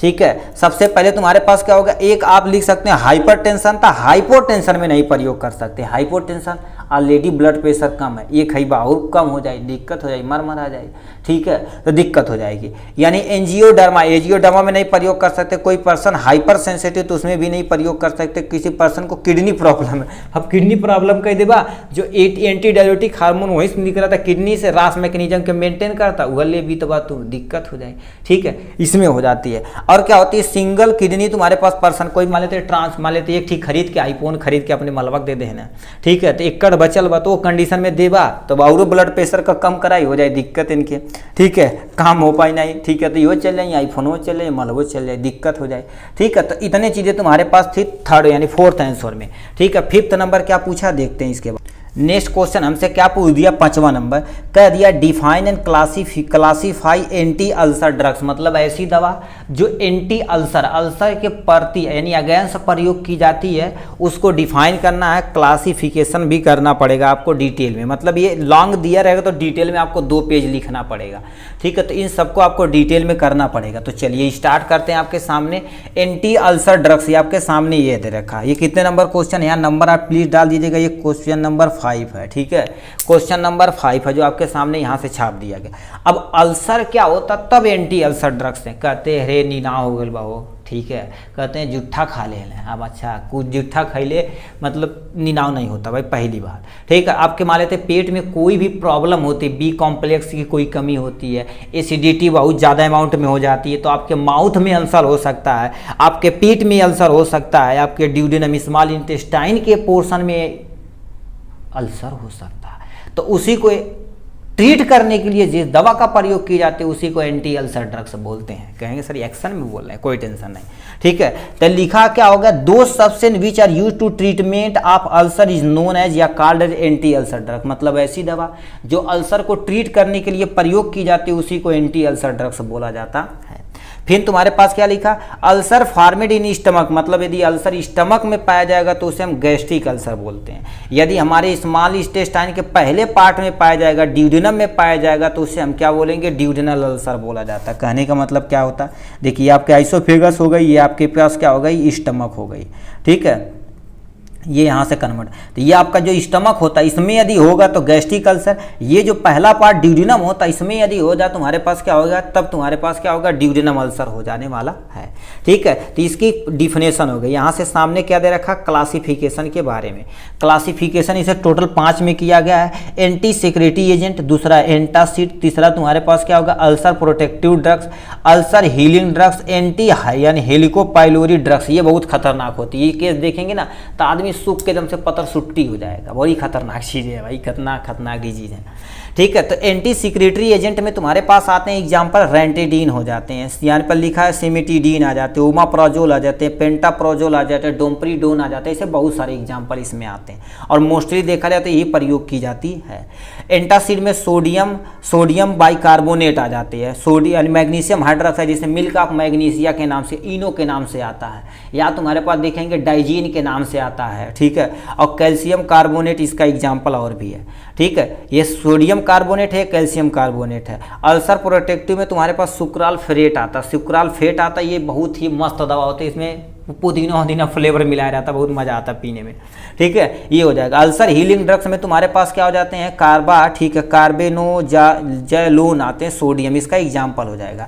एंटी अल्सर ड्रग्स में यानी एमॉक्सोसिलिन आ जाते हैं, मेट्रियंडाजोल आ जाते हैं, टेट्रासाइक्लिन इसके एग्जाम्पल हो जाएंगे, ठीक है। तो ये सब ड्रग्स जो होती है एंटी हाइलोजी, मतलब आपके पेट में बहुत लंबे समय तक यदि गैस बना हुआ है तो सिंपल से आप एक दवा ले सकते हैं, पेंटाप DSR, यानी पेंटाप्रोजोल और डोम्प्रिडोन का एक कॉम्बिनेशन होता है, सस्टेन रिलीज होता है, पेंटाप DSR के नाम से आता है, ठीक है। उसे कंटिन्यू कम से कम 1 दिन या 2 दिन नहीं खाना चाहिए, कम से कम 14 दिन आपको खाना, कितना, 14 दिन एक टाइम सुबह खाली पेट खाने के बाद कम से कम आधा से घंटा कुछ भी नहीं खाना। आपके कोई भी डिजीज पेट से प्रॉब्लम रहेगी, मान लेते हैं एसिडिटी वगैरह, तो एकदम से शुद्ध, एकदम से 150% सही हो जाएगी, ठीक है। उसके बाद यहाँ से तुम्हारे पास क्या दे रखा, क्लासिफिकेशन के बारे में दे रखा है, ठीक है। क्लासिफिकेशन के बाद फार्माकोलॉजिकल एक्शन दे रखा है। ये कितनी सुंदर राइटिंग है, देखिए 2024 का जो बैच स्टार्ट किया गया 24 और 25 वालों के लिए बहुत ही सूटेबल और बहुत ही सुंदर राइटिंग में हम लिख रहे हैं, ठीक है। फार्माकोलॉजिकल एक्शन देखा जाए, the drugs bind to the histamine B यानी 2 रिसेप्टर, मतलब हिस्टामाइन H2 जो रिसेप्टर होता है गैस्ट्रिक पेराइटल सेल के बगल में, उसी को ये क्या कर देगा, रिड्यूज कर देगा, सॉरी उसी से बाइंड कर देगा। बताइए, देखिए ये क्या करेंगे, हिस्टामिन जो तुम्हारे पास 2 रिसेप्टर होता है, H2 जो रिसेप्टर होता है उसे से बाइंड कर देगा। बेटा कहाँ जाता था, इधर आवा, पकड़ ली भन से, अब कहाँ जाइबा हो, अब जो बताइए, पकड़ लेगा तो एक्शन को परफॉर्म नहीं करने देगा, अल्सर को खत्म कर देगा। Reduce the histamine production, histamine का प्रोडक्शन बढ़ा देगा, लाभ, ठीक, बढ़ाने, रिड्यूज मतलब कम कर देगा, ठीक है। हम सोचे इंड्यूज है, रिड्यूज है ये। दे रिड्यूज गैस्ट्रिक एसिड सिक्रीशन, मतलब हमारे पेट के अंदर जो गैस्ट्रिक एसिड का सिक्रीशन हो रहा है उसे ट्रीट को भी ये क्या कर देगा, सही कर देगा। यानी क्या होता है, दे न्यूट्रलाइज द एसिडिक प्रॉपर्टी, हमारे पेट के अंदर जो भी तुम्हारे पास एसिडिक प्रॉपर्टी उसे न्यूट्रलाइज कर देगा, ठीक है। हमेशा के लिए न्यूट्रलाइज नहीं करेगा, हमेशा के लिए करेगा तो खाना बना डाइजेशन होगा, दिक्कत हो जाएगी, तो इंडिकेशन हो जाएगा। कंट्रा इंडिकेशन में तुम्हारे पास क्या हो जाएगा, पेप्टिक अल्सर तुम्हारे पास डिजीज में प्रयोग कर सकते हैं, और क्या होगा, यहाँ पर लिखा है डिस्पेंसिया में प्रयोग कर सकते हैं, डिस्पेप्सिया मतलब जो तुम्हारे पास पेप्टियोज होता है जो प्रोटीन का डाइजेशन करता है उसमें क्या कर सकते हैं, आप प्रयोग कर सकते हैं। जो सही से नहीं डाइजेशन करेगा तो ये मदद कराएगा, ले कर रहे जल्दी यदि प्रोटीन का डाइजेशन, तो इसमें भी करा सकता है। फिर तुम्हारे पास लिखा है गैस्ट्रोआइसोफेजियल रिफ्लेक्स डिजीज में कर सकते हैं, ठीक है। मतलब क्या होता है, जैसे आपके पेट से बाहर कभी कभी ना डेकार के टाइप में यदि जलन टाइप में होती है उसमें एक एंटी अल्सर का ड्रग कर सकते हैं। ट्रीटमेंट ऑफ हेलिकोबैक्टर, मान लेते हैं इसके लिए आपको जांच होती है, आपका इंटेस्टाइन से थोड़ा सा पार्ट निकाला जाता है, उससे हेलिकोबैक्टर की क्या कर दी जाती है, ठीक है, इंडिकेशन की जाती है, मतलब पता की जाती है। यदि रह जाता तो ये कैटेगरी की दवा चलाई जाती है। Quick relief in stomach pain, मतलब किसी पर्सन को क्विक रिस्पांस चाहिए, कहते हैं इनो 6 सेकंड के अंदर, तो ऐसे होता है। With non steroidal anti inflammatory drug prevent ulcer, यही तुम्हारे पास डिजीज कॉजेज करते हैं, क्या, अल्सर कॉजेज करते हैं। Non steroidal anti inflammatory drugs के साथ आप एंटी अल्सर का प्लीज जरूर से जरूर प्रयोग करिए, इसलिए गैस होश की दवा देनी कंपलसरी किसी भी दवा के साथ, नहीं तो डिजीज कॉजेज जाएगा तो आपके लिए बहुत दिक्कत हो जाएगी, ठीक है। उसके बाद यहाँ से डोज दे रखा है, देखिए डोज में रेंटिडिन आपका 150 से यानी 150 से लेकर 200 mg 300 mg के बीच में आता है, सिलाक के नाम से आता है, ठीक है। पेंटाप्रोजोल जो 20 से लेकर 40 mg के बीच में आता है, ओमाप्रोजोल जो 20 से लेकर 40 mg के बीच में आता है। और याद रखना जो भी ड्रग्स ये सब ली जाती है, मोस्टली ड्रग्स क्या ली जाती है, ओडीओ भी तुम्हारे पास क्या होता है, खाली पेट ली जाती है, खाली पेट ली जाती है, ठीक है। मैग्नीशियम हाइड्रोक्साइड जो 50 से लेकर 100 mg होता है, सुक्राफेट जो होता है ये भी 100 mg का होता है, एमॉक्सोसिलिन ये देखा जाए तो यानी जब रेयर कंडीशन रहता है तो क्योंकि ये बैक्टीरिया को मारना है तो ये मोस्टली दी जाती है, बीडी दी जाती है, क्या दी जाती है, बीडी दी जाती है। तो मोस्ट ऑफ द गैस की दवा देखेंगे एक टाइम ही दी जाती है, कंसल्ट किया जाता है। कंट्रा इंडिकेशन में तुम्हारे पास क्या हो गया, किसे आप नहीं दे सकते, कोई पर्सन इस ड्रग्स के प्रति ज़्यादा हाइपर सेंसिटिव तो उसे आप नहीं दे सकते। जीआईटी ब्लीडिंग मतलब गैस्ट्रोइंटेस्टाइन में कहीं ब्लीडिंग हो गई है तब नहीं दे सकते, नहीं तो अल्सर को क्या करेगा, ऑलरेडी बहुत ज़्यादा अल्सर है, ठीक है, ब्लीडिंग हो रही तो वहाँ पर हमें क्या करना पड़ेगा, एंटी कोगुलेंट ड्रग्स देना पड़ेगा जो पहले ब्लड के कोगुलेशन में मदद करे, ठीक है। फिर क्या होता है, ऑल पीपीआई यानी प्रोटॉन पंप इनहिबिटर और classify the category B drugs इसी के अंतर्गत रखी जाती है। प्रेगनेंसी में प्लीज आप नहीं दे सकते हैं, ठीक है। तो इतनी चीज़ें कंडीशन आपकी थी जिसके बारे में आपको करना पड़ेगा। नेक्स्ट पे आपका देखा जाए तो क्या लिख रखा है, नेक्स्ट क्वेश्चन दे रखा, देखिए नेक्स्ट क्वेश्चन दे रखा यहाँ से 6 number, discuss in detail about the oral hypoglycaemic agent. ये आपका करने के बाद अब 6 क्वेश्चन हो जाएगा। उसका 7वां हम भी करा देंगे, यदि आप मान लेते इसमें से कुछ भी आता है तो आप 6 क्वेश्चन, कोई 6 क्वेश्चन अटेम्प्ट, ऐसा नहीं कि कंटिन्यू कर सकते हैं, कोई भी 6 आपको आना चाहिए, उसी को आपको लिखना पड़ेगा। ठीक है, तो यहाँ पर लिखा हाइपोग्लाइसेमिक एजेंट क्या होता है, इसके बारे में हमें लिखना पड़ेगा। ठीक है, ऑलरेडी 50 मिनट हो गए, इसके बाद हम थोड़ा सा तेज़ी से चलेंगे भाई। ठीक है, क्योंकि टोटल दिक्कत हो जाएगी। ठीक है, अपलोड करने में। ठीक है, तो ये सब सारी चीज़ें हो गई। हाइपोग्लाइसेमिक एजेंट के बारे में हम थोड़ा सा देख लेते हैं, उसके बाद एंटी मलेरिया। हाइपोग्लाइसेमिक एजेंट क्या होती है, ओरल पहले समझ दो। हाइपोग्लाइसेमिक, हाइपो मतलब कम, ग्लाइसेमिक मतलब ग्लूकोज लेवल इन ब्लड, हमारे ब्लड के अंदर। तो ओरल जो ड्रग्स ली जाती है उसी को ओरल हाइपोग्लाइसेमिक एजेंट कहा जाता है। लिखा है क्या, ध्यान से सुनिए, लिखा है यहाँ पर hypoglycaemic agent are use in the treatment of diabetes mellitus. Diabetes mellitus को ट्रीट करने के लिए ओरल हाइपोग्लाइसेमिक एजेंट ली जाती है। By the lowering of the blood sugar level, ये क्या करेगा, ठीक है, यहाँ पर क्या करेगा, जब किसी पर्सन का देखो हाइपोग्लाइसेमिक मतलब ऑलरेडी ब्लड शुगर लेवल कम है, तो कह रहे पियाओ खियाओ तो ग्लूकोज लेवल मेंटेन करेंगे। ठीक है, तो यानी lowering the blood glucose level, the drugs administration of the orally called the oral hypoglycaemic. Mostly क्या देते हैं, ओरली ली जाती है, मुंह के द्वारा ली जाती है ये ड्रग्स दवा। क्लासिफिकेशन में देखा जाए तो 4 में कैटेगराइज किया गया है। सल्फोना, ठीक है, इसे याद रखिए, ये वाला एग्जाम्पल अभी यानी MCQ में पूछा गया है। ठीक है, यहाँ से लिखा है सल्फोन्यूरिया होता है, सल्फोन्यूरिया होता है, बिग्नॉइड होता है, और तुम्हारे पास मेग्लीटिनिड होता है एनालगस, और थिया क्या होता है, थियोजोलाडीन होता है, डाइजीन आता है, ठीक है, डियोजीन आ जाता है, थियो। ठीक है, लिखा है थियाजोलिडीन डियोन होता है, इसका एग्जाम्पल हो जाएगा। इसमें तुम्हारे पास एग्जाम्पल आ जाता है टलबूटामाइल हो जाता है, गिल्मीप्राइड आ जाता है, यानी बिग्नॉइड में तुम्हारे पास क्या आ जाता है, मेटफॉर्मिन आ जाता है, फिनोफार्मिन आ जाता है, और क्या हो जाता है, मेग्लीटिनिड में तुम्हारे पास एग्जाम्पल आ जाता है। यहाँ से देखा जाए तो यानी एग्जाम्पल में क्या हो जाता है, रेपाग्लिडीन आ जाता है और नाइट्रोग्लिडीन आ जाता है, इसका एग्जाम्पल हो जाएगा। थियाजाइड में तुम्हारे पास क्या हो जाता है, रोजिग्लिस्टाजोन हो जाता है, और कपियो ग्लाइटोजोन आ जाता है, इसका एग्जाम्पल हो जाएगा इसके बारे में। ठीक है, इसके बारे में यहाँ से क्लासिफिकेशन हो गया। अब इसके बारे में हम थोड़ा सा और देख लेते हैं। ठीक है, इनके बारे में थोड़ा। ठीक है, क्योंकि इसके बारे में हमसे कहा क्या है, जी अबाउट इनके बारे में थोड़ा अब लिख देते हैं। ठीक, ये करते क्या, उसके बाद इंडिकेशन कंट्रा इंडिकेशन खत्म हो जाएगा आपका। लिखा है सल्फान्यूराइलिया हो जाएगा, ठीक, यूरिया हो जाएगा। यहाँ से ये करते क्या है, ये सबसे पहले क्या कर देते हैं, ध्यान से सुनिए, ये क्या कर देते हैं, ये जो होते हैं stimulate the release of insulin करते हैं। इंसुलिन पैंक्रियाज मार दूँ तमाचा था, इंसुलिन निकाल, वहाँ ग्लूकोज लेवल मेंटेन ना होता, कह रहे भैया निकाल था, तो इंसुलिन लेवल रिलीज करेगा। ठीक है, तो ग्लूकोज लेवल मेंटेन हो जाएगा। ऑल द ड्रग्स क्लासी, ठीक है, क्लास सल्फोल, ठीक है, sulphonylurea act as a lowering the blood glucose level. Type 2 diabetes मतलब टाइप 2 डायबिटीज को क्या होती है, इस कैटेगरी की जितनी भी दवा आती हैं हमारे ब्लड में ग्लूकोज लेवल को क्या कर देती है, कम करती हैं। ठीक है, मेंटेन करती हैं। ठीक है, बिग्नॉइड में तुम्हारे पास क्या आ जाता है, दे इंक्रीज द इंसुलिन। ठीक है, they increase the insulin action. ये इंसुलिन देखो ये निकालेगा, ये कहे काम करना है सर, मार दूँ तमाचा। ठीक है, तो कहेगी सर भैया कर था, ठीक, तो इंसुलिन लेवल को एक्शन को क्या करेगा, इनके काम कराओ।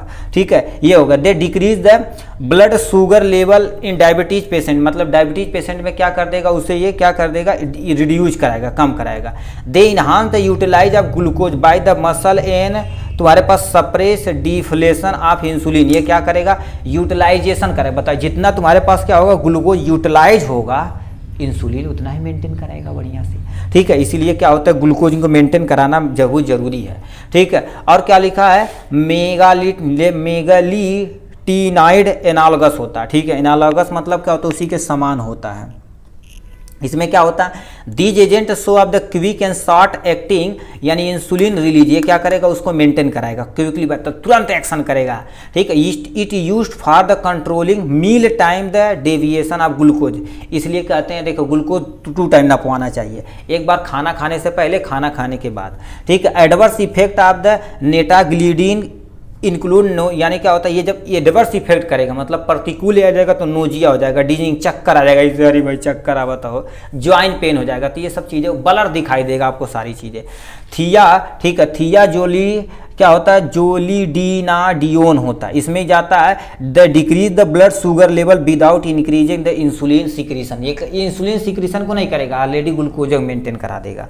ठीक, इंडिकेशन में किससे प्रयोग कर सकते हैं, treatment of diabetes two diabetes mellitus में प्रयोग कर सकते हैं। एंटीसाइकोटिक इंड्यूज, यानी वेट किसी का, ठीक है, यानी क्या वेट पेन होता तो उस कंडीशन में क्या करते हैं, decrease the blood sugar level, एक पहले करेंगे। इन कंट्राइंडिकेशन किसे आप नहीं दे सकते हैं, do not prescribe the hypotensive state में दे सकते हैं, रिस्पायरेटरी प्रॉब्लम उसे नहीं दे सकते, लीवर किसी को प्रॉब्लम है तो उसे नहीं दे सकते हैं, रीनल प्रॉब्लम है तो उसे भी आप नहीं दे सकते हैं। तो इतनी भी बहुत सारी कंडीशन है जिसमें आप नहीं दे सकते हैं। इसके बाद आपका जो नेक्स्ट पोर्शन आएगा, क्या क्वेश्चन पूछा है, एंटी मलेरियल ड्रग्स के बारे में आपको दिखा देते हैं। लास्ट एंड फाइनल क्वेश्चन पूछा एंटी मलेरियल ड्रग्स के बारे में। पार्ट ए आपका पूरा यहाँ से क्या हो जाएगा, खत्म हो जाएगा, इसमें हम भी देखेंगे। अब लिखा है एंटी मलेरियल ड्रग्स, मलेरिया क्या होती है, ऐसी दवा जो मलेरिया को ट्रीट करने के लिए प्रयोग की जाती है उसी को एंटी मलेरियल ड्रग्स बोलते हैं। कहते हैं नहीं को मलेरिया हो गया, डेंगू हो गया, सुने होंगे टाइफाइड हो गया, तो ये सब डिजीज खतरनाक चीज़ें होती हैं। दो drugs which are use to treatment of malaria is known as antimalarial agent, या एंटी मलेरियल ड्रग्स लिख सकते हैं। मलेरिया जो transmitted by the infected anopheles female mosquito, भैया इसे आप अंडरलाइन कर लीजिए क्योंकि 2023 में ये पूछा गया था भाई, कहा था कि यानी मलेरिया जो होता है किस मॉस्क्यूटो के द्वारा ट्रांसमिट होता है, वेक्टर की तरह काम करता, तो यानी फीमेल एनाफिलीज मॉस्क्यूटो वेक्टर की तरह काम करता। ठीक, काजेटिव एजेंट ऑफ मलेरिया, इसी में 2024 में पूछा गया, इसी पेपर में एमसीक्यू में देखेंगे। कह दिया मलेरिया किससे, प्लाज्मोडियम स्पीसीज से कॉजेज होता है, Plasmodium falciparum, Plasmodium ovale, Plasmodium vivax, Plasmodium malariae, और भी तुम्हारे पास होते हैं। तो ठीक, इतने हो गए इनके बारे में। नेक्स्ट में इसे कैटेगराइज किस में किया गया, देखिए दो में कैटेगराइज किया गया, ध्यान से सुनिए। लिखा तुम्हारे पास base on affected Plasmodium state, मतलब प्लाज्मोडियम जो स्टेट होगा उसे ही अफेक्ट कर देगा, ला बाबू खत्म भगवान। फिर इसमें तुम्हारे पास बेस्ड ऑन केमिकल स्ट्रक्चर, उसकी जो केमिकल स्ट्रक्चर सेलुलर स्ट्रक्चर उसे ही डिस्टर्ब कर देगा, ला भाई और भयानक बात है तो। ठीक है, इसमें क्या हो जाएगा, देखिए टिश्यू, ठीक, इसमें तुम्हारे पास टिश्यू साइजोनटीसाइड होते हैं जो तुम्हारे पास टिश्यू को इस यानी क्या कर देते हैं, खत्म कर देते हैं। इसमें प्रामाक्यूनोन इसका एग्जाम्पल हो जाता है। ब्लड तुम्हारे पास क्या हो जाते हैं, ब्लड यानी क्या होते हैं, सीजोनोसाइड यानी टीसाइड होते हैं। इसमें क्या होगा, क्लोरोक्यूनिन क्यूनिन इसका एग्जाम्पल हो जाएगा। ये गैमिट को ही मार देंगे, इसका मतलब प्रामा, ठीक है, यहाँ पर प्राइमा क्यूनोन आ जाता है। स्पोरो यानी क्या होता है, स्पोरेनिस टी साइड होते हैं जो तुम्हारे पास क्या हो गया, क्लोरोग्यूनाइड की एग्जाम्पल इसका हो जाएगा यहाँ से। अब तुम्हारे पास बेस आन तुम्हारे पास क्या होगा, क्यूनोलिन डेरिवेटिव में तुम्हारे पास जाता है सिंकोना एनकोलाइड अमीनो ग्लूकोलाइड, यानी क्या होता है, क्यूनोलाइड हो जाता है। और 3 यानी 9 अमीनो एक्रिलिक डीन आ जाता है, तुम्हारे पास क्या आ जाता है, क्यूना, ठीक है, यहाँ क्यूनाक्रीन आ जाता है, एक्रिलीन यानी एक्राक्यूनिन आ जाता है। और इसमें तुम्हारे पास 2,4 डाई अमीनो पिरिमिडीन आ जाता है जो तुम्हारे पास किसके एग्जाम्पल में आ जाता है, लिखा है पैरामेथियमीन आ जाता है। और क्या होगा, बिगोनॉइड जो आता है तुम्हारे पास क्या आ जाता है, यहाँ से प्रोग्यूआनील आ जाता है, टेट्रासाइक्लिन इसका एग्जाम्पल हो जाने वाला है। अब फार्माकोलॉजिकल एक्शन में देखा जाए तो यानी इनहिबिट करते हैं फोलिक एसिड सिंथेसिस। लो भैया, मलेरिया जब होगा ना तो आपका फोलिक एसिड सिंथेसिस करेगा, हीमोग्लोबिन कम कराएगा भैया, क्योंकि फोलिक एसिड कम होगा तो हीमोग्लोबिन कम होगा, सांस लेवल कम होगा, आदमी की मर जाएगा। ठीक है, तो इससे सिंथेसिस को इनहिबिट करते हैं, मगर उसे क्या कर देते हैं, बड़ा दवाई दे इनके तय। ठीक है, और disturbing the haemoglobin polarization, haemoglobin polarize होगा तभी तो मल्टीप्लिकेशन होगा भाई, उसे खत्म करेंगे पोलराइजेशन की मदद से। ठीक है, इनहिबिट द ETS साइकिल, मतलब इलेक्ट्रॉन ट्रांसपोर्ट साइकिल, इसी के द्वारा आपका ग्लूकोज से ATP का फॉर्मेशन है, उसे ये डिस्टर्ब करेगा भाई, कितना खतरनाक है जी। They inhibit the protein synthesis, protein synthesis करेगा, राइबोसोम को डैमेज करेगा, सेल डैमेज हो जाएगा, आदमी डैमेज हो जाएगा, खत्म हो जाएगा। ठीक है, तो इतनी चीजें हो सकती है। इंडिकेशन आपके सामने ये रखा है, यानी ट्रीटमेंट ऑफ मलेरिया, मलेरिया के ट्रीटमेंट के लिए प्रयोग की जाती है। Chloroquine use to of the मेट्रोंडाजोल इन अमीबियोसिस, मतलब कभी कभी अमीबियोसिस हो जाता है जो एंट अमीबा हिस्टोलिटिका के द्वारा होता है, उसे भी ट्रीट करना है। ठीक है, फिर क्या होता है, ये जी यूज इन द, या लिखा है ग्लैडी, यानी क्या होता है, ग्लैडियासिस होता है, इसमें प्रयोग किया जा सकता है। Chloroquine use to of the अर्थ, लिखा है अर्थमियासिस होता है, इसमें भी प्रयोग की जाती है। ठीक है। इन रेमेटॉइड आर्थराइटिस में प्रयोग की जाती है। रेमेटॉइड आर्थराइटिस मतलब हड्डी उड्डी से जब मलेरिया हो बा बड़ी तेज जोड़वाड़ में ना तेज दर्द करी तो दिक्कत में आ जाएगा, ठीक है। तो इसमें कंट्राइंडिकेशन लैक्टेशन तथा प्रेगनेंसी में आप नहीं प्रयोग कर सकते, बोन मैरो सप्रेशन में नहीं प्रयोग कर सकते हैं, ठीक है। सीवियर रीनल इम्प्लांट यानी इम्प्लांटमेंट में नहीं प्रयोग कर सकते हैं। रीनल इम्प्लांट मतलब रीनल अभी इम्प्लांट हुआ, इम्पेयरमेंट में नहीं प्रयोग कर सकते हैं इस कंडीशन में। तो इतना हो जाएगा पार्ट ए में। अब पार्ट बी में आपको देखा जाए तो यहाँ से आप थोड़ा सा तेजी से चलेंगे क्योंकि 1 घंटा कंप्लीट होने वाला भाई, ठीक है। थोड़ा सा तेजी से नहीं चलेंगे तो ये कंप्लीट भी नहीं होगा। अब इधर देखा जाए तो ये सब आधे घंटे के अंदर है। ये वाला पोर्शन BC वाला पोर्शन हमें खत्म कर देना है भाई, खतरनाक टाइप में, ठीक है। तो इसमें होता क्या, देखिए सबसे पहले लिखा बायो अवेलेबिलिटी होती क्या, कौन कौन से ऐसे फैक्टर जो इफेक्ट करते हैं आपके सामने। बायो अवेलेबिलिटी क्या होती है, इसमें आप फर्स्ट चैप्टर में बायो अवेलेबिलिटी के बारे में आप पढ़े होंगे, ठीक है। इसका फिर ऑब्जेक्टिव बताना है, फिर उसके कौन कौन से फैक्टर हैं अफेक्ट करते हैं बायोएबिलिटी। बायोएबिलिटी आप समझते क्या है, जैसे कोई भी खाना खाएं हमारे पेट के अंदर कितना एब्जॉर्ब होकर हमारे ब्लड यूज में कितना अवेलेबल प्रेजेंट है, उसी को बायोएबिलिटी बोलते हैं, बस काम खत्म। अब लिखा the rate of absorption of drugs from the यानी dosages from the administration by the any route as the determined by the concentration time curve in blood, मतलब ब्लड में कितना अमाउंट में प्रेजेंट है उसे मेंटेन करना। लिस्ट में लिखा और करके मान लेते ये नहीं आता डिफिनेशन तो नीचे वाला लिख सकते हैं amount of drugs which reach into the systematic circulation, मतलब एब्जॉर्ब होगा तो ब्लड के अंदर सर्कुलेटरी सिस्टम में जाएगा। After the absorption is called bioavailability, मतलब क्या कर देता एब्जॉर्प्शन के बाद हमारे सर्कुलेटरी सिस्टम में कितनी ड्रग्स कितनी अमाउंट में ड्रग्स प्रेजेंट है, उपलब्ध है, अवेलेबल है, उसी को बायोअवेलेबिलिटी बोली जाती है, ठीक है। अब क्यों, क्योंकि stand absorption rate of absorption को ये बढ़ाते हैं, ड्यूरेशन ऑफ एक्शन को भी ये बढ़ाते हैं। कौन कौन से फैक्टर जो अफेक्ट करते हैं, ठीक है। यानी लिखा है फार्मास्यूटिकल फैक्टर हैं, जैसे तुम्हारे पास फार्मास्यूटिकल मतलब दवाइयाँ में कोई ना कोई कारण है, ठीक है। अब देखो यानी फिजियोकेमिकल प्रॉपर्टी ऑफ ड्रग्स, अब ड्रग्स हार्ड बना देगा, डिजॉल्व बनाए हो तो कैसी एक्शन परफॉर्म करी, नहीं करी, ठीक है। मैन्युफैक्चर प्रोसेस मान लेते हैं तुम्हारे पास है, यानी बहुत सारे मैन्युफैक्चर प्रोसेस होते हैं हार्ड बना देते हैं, या डबल उसे ना सस्टेन रिलीज लिखा रहता है, एक्शन कितने घंटे में करेगा, long term, short term, mediate, वो भी करेंगे तब भी दिक्कत हो जाती है। पेशेंट रिलेटेड फैक्टर मान लेते एज क्या होगा, ठीक है, एज कम है, मान लेते एज किसी पर्सन की, अब बताओ एडल्ट है, डोज देता रहा तो 2 गुनी का, 2 गुनी मतलब क्या हो, जैसे उसे चाहे 600 mg देता रहा 300 mg, तो काम नहीं करी, बायोएबिलिटी काम नहीं करी, ठीक है। तो दिक्कत है, यानी बॉडी वेट, अब वेट भी अच्छे डॉक्टर होते कहते हैं वेट कितना है, बीपी कितना है, ये सब मेंटेन कराते हैं, ठीक है। तो बॉडी वेट ज़्यादा रहेगा, आप दवा लो डोज कर देंगे तो भी नहीं काम करेगा।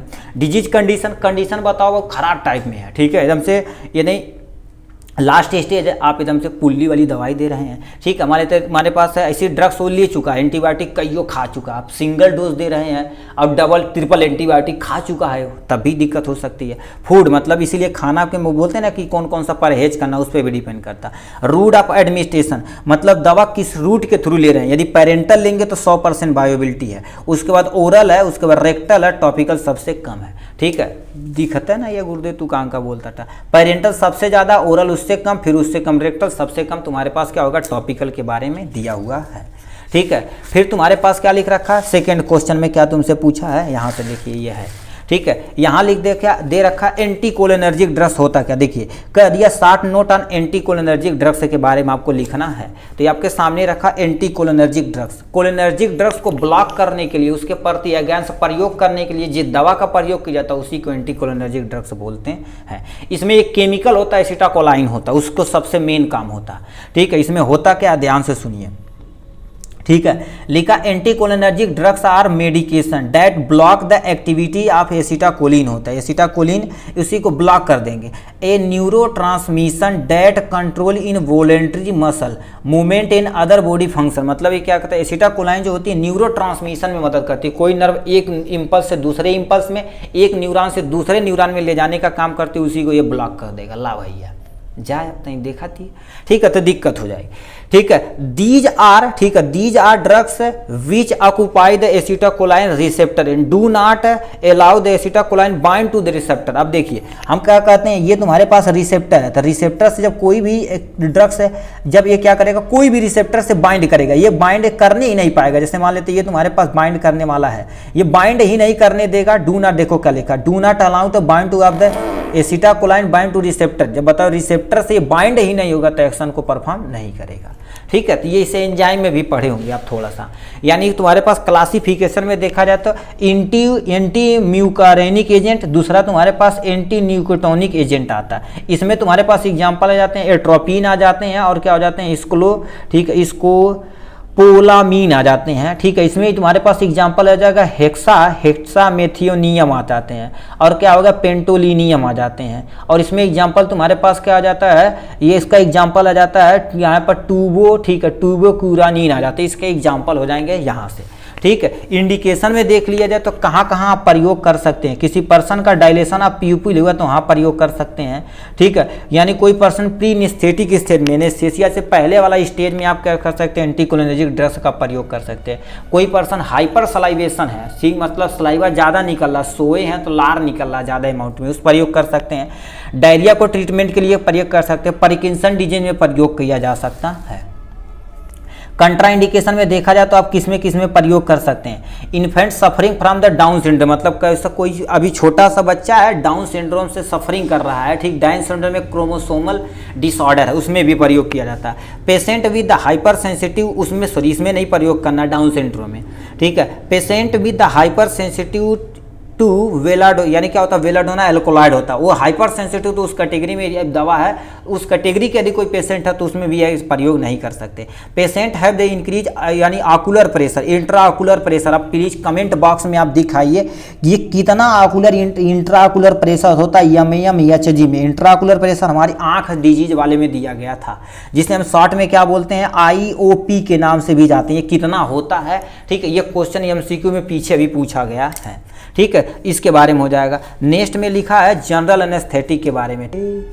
ठीक है, इसमें कह दिया क्या, हमें जनरल एनेस्थेसिया पे क्या कर देना, शॉर्ट नोट लिखना है। तो आपके सामने जनरल एनेस्थेटिक का ये क्या दे रखा है, जनरल एनेस्थेसिया। एनेस्थेसिया मतलब कहते हैं भैया ये सुन्न कह के लगा यार बहुत दर्द कर ला, तो एनेस्थेसिया को क्या बोला जाता है, नॉर्मल भाषा में सुन्न बोला जाता है। तो एनेस्थेसिया होता क्या है, लिखा है an anaesthetic is agent that लिखा प्रोड्यूस ए कंप्लीट या पार्शियल लॉस ऑफ सेंसेशन, मतलब आपको क्या कर देते हैं यहाँ पर है ऐसे मर ली यदि बहुत दर्द कर दबा हो तो वो सेंस कोई ना कोई लेके जा रहा होगा, तो उसी को क्या कर दिया पार्शियल रूप से या पूरी रूप से क्या कर दिया ब्लॉक कर दी जाती, बंद कर दी जाती है। अब जिस एजेंट से प्रयोग किया जाता है उसी को जनरल एनेस्थेटिक बोला जाता है।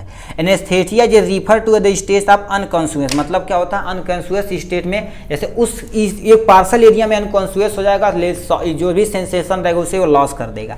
इसका फीचर देखा जाए तो लॉस ऑफ सेंसेशन को करना जो स्पेशली पेन को ये कम करता, दर्द को कम करता, उसके बाद कुछ भी काटो पीटो कोई टेंशन नहीं, स्लीप हो जाएगा। एमनीसिया में भी प्रयोग किया जा सकता है, ऐसा होना चाहिए।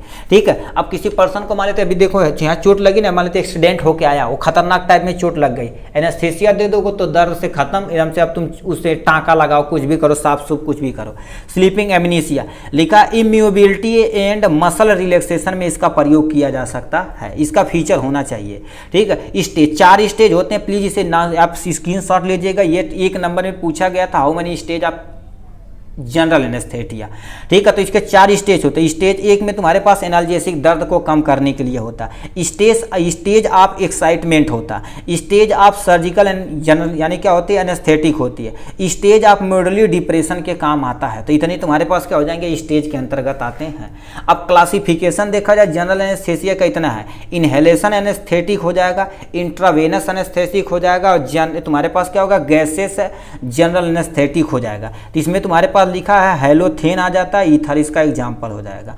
आईवी के अंतर्गत देखा जाए तो थियोपेंटेन सोडियम और क्या हो जाएगा डाइजापाम आ जाता है, कीटामीन इसका एग्जाम्पल हो जाएगा। इसमें केवल एक ही एग्जाम्पल है जो नाइट्रस ऑक्साइड के रूप में आता है। ठीक है, तो इतना हो जाएगा इनके बारे में। नेक्स्ट क्वेश्चन हमसे क्या पूछा देखते हैं यहाँ से। ठीक है, ठीक है, यहाँ पर हमसे क्वेश्चन पूछा है, कह दिया है give in brief account pharmacology यानी फार्माकोलॉजी या बीटा ब्लॉकर। ये बीटा ब्लॉकर अल्फा ब्लॉकर ये सब सुने होंगे। तो ये बीटा ब्लॉकर को हमें क्या करना पड़ेगा डिटेल में एक्सप्लेन करना है। यहाँ से आपके सामने बीटा ब्लॉकर का एक्सप्लेनेशन यहाँ से हुआ है। ठीक है, तो ये बीटा ब्लॉकर आप हेडिंग डालिएगा, इसका जो भी पॉइंट हम बता रहे हैं उसी को आप क्या कर देंगे नोट डाउन कर देंगे, अपना काम हो जाएगा। क्योंकि हमें आधा पेज या सॉरी 1 पेज कम से कम यहाँ से हमें क्या करना पड़ेगा लिखना पड़ेगा यहाँ से।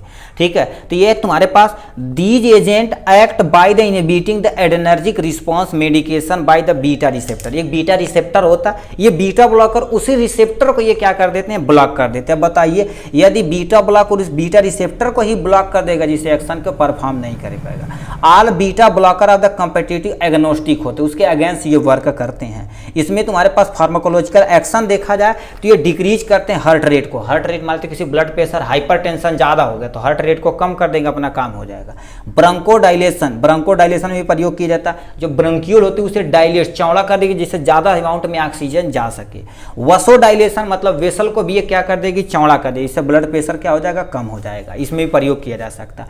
इंडिकेशन में देखा जाए तो टू ट्रीटमेंट हाइपरटेंसिव, आप हाइपरटेंसिव में आप प्रयोग कर सकते हैं, ठीक है, यानी एंजाइना पेक्टोरिस में प्रयोग कर सकते हैं, कार्डियक डिजीज में कर सकते हैं, माइग्रेन में भी प्रयोग कर सकते हैं, बीटा ब्लॉकर ड्रग्स की कैटेगरी की दवा, ठीक है। उसके बाद कंट्रा इंडिकेशन में देखा जाए तो तुम्हारे पास में नजल कॉन्गोशन मतलब किसी का नाक ऑलरेडी जाम है उसमें प्रयोग करेंगे दिक्कत हो जाएगी। हेडेक किसी पर्सन को है ज़्यादा अमाउंट में तब नहीं प्रयोग करना। डिप्रेशन में कोई तब भी नहीं प्रयोग करना। हेपेटाइटिस मतलब कोई पर्सन लीवर डिजीज है तो उस कंडीशन में नहीं, किडनी डिजीज है तो उस कंडीशन में भी आप नहीं प्रयोग कर सकते हैं। इसका डोज देखा जाए तो तुम्हारे पास क्या हो गया, एटनोलॉल जो होता है 25 से लेकर 100 mg बीडी 2 टाइम प्रयोग किया जाता है। प्रोपनोनॉल जो होता है जो लेकर 80 से लेकर 100 यानी 240 mg बीडी प्रयोग किया जाता है। तो इतनी कैटेगरी की दवा आती है। नेक्स्ट में देख लिया जाए क्या दे रहा है, ठीक है। नेक्स्ट क्वेश्चन हमसे कह दिया, यहाँ से देख सकते हैं, यानी व्हाट इज CHF क्या होता है, क्लासिफिकेशन इसका बताना पड़ेगा यहाँ से, ठीक है। तो CHF क्या होता है इसे ध्यान से सुनिए, जिसे हम कंगस्टिव हार्ट फेलियर बोलते, कहते हैं यार इनका हार्ट अटैक आगे मर गई ना हो, बोलते हैं ना, तो उसी को क्या बोलते हैं, कंगस्टिव हार्ट फेलियर बोला जाता है, ठीक है। अभी इसमें होता क्या है देखिए, when a heart fail to pump blood in a quantity sufficient to fulfil the body requirement a condition of congestive heart failure. मतलब क्या होती है, जितना हमारे शरीर को ब्लड ऑक्सीजन की रिक्वायरमेंट होती उतना हमारा हार्ट फुल्ली क्या कर देता है, ठीक है, पंप नहीं कर पाता है। उसमें पंप करने में क्या हो जाता है, फेल हो जाता है, तो उस कंडीशन को हम क्या बोलते हैं, कंगस्टिव हार्ट फेलियर बोला जाता है। इसकी 2 कैटेगरी आती है, ड्रग्स विथ द यानी पॉजिटिव आइनोट्रॉपिक इफेक्ट। इसका कईयों कैटेगरी मैंने हमें 2 में कैटेगराइज कर दिया इसे इजी, क्योंकि शॉर्ट में पूछा था।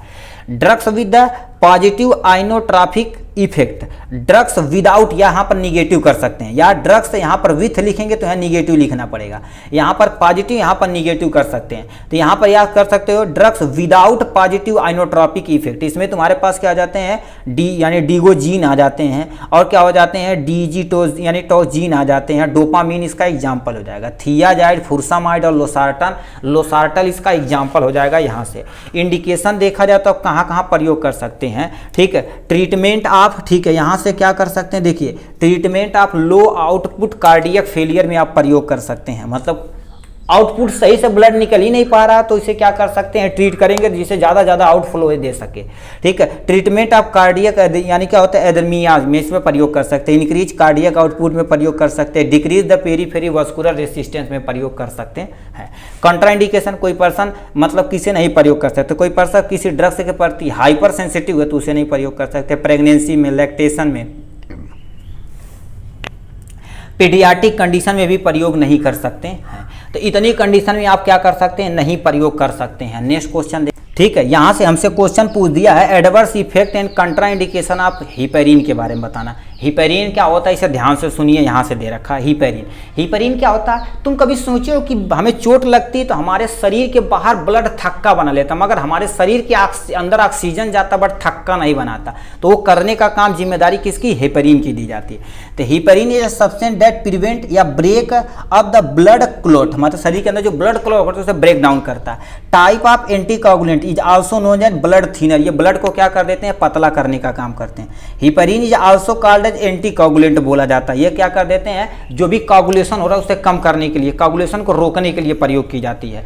Heparin is a strong anticoagulation agent which is naturally found in human body, हमारे शरीर के अंदर पाया जाता है, ठीक है। फिर क्या दे रखा है, एडवर्स इफेक्ट ऑफ हिपेरिन का एडवर्स इफेक्ट क्या होता है, it show allergy reaction with fever, और क्या होता है, ठीक है, कार्टिकार्निया होता है, एनाफाइलाइटिक शॉक होता है, ठीक है, इसमें इसका इफेक्ट होता है। और क्या हो जाता है हमारे पास थ्रम्बो, ठीक है, थ्रम्बोसाइटोपिनिया में आकर तुम्हारे पास 0 यानी 2 से लेकर 5% पेशेंट में ये होता है।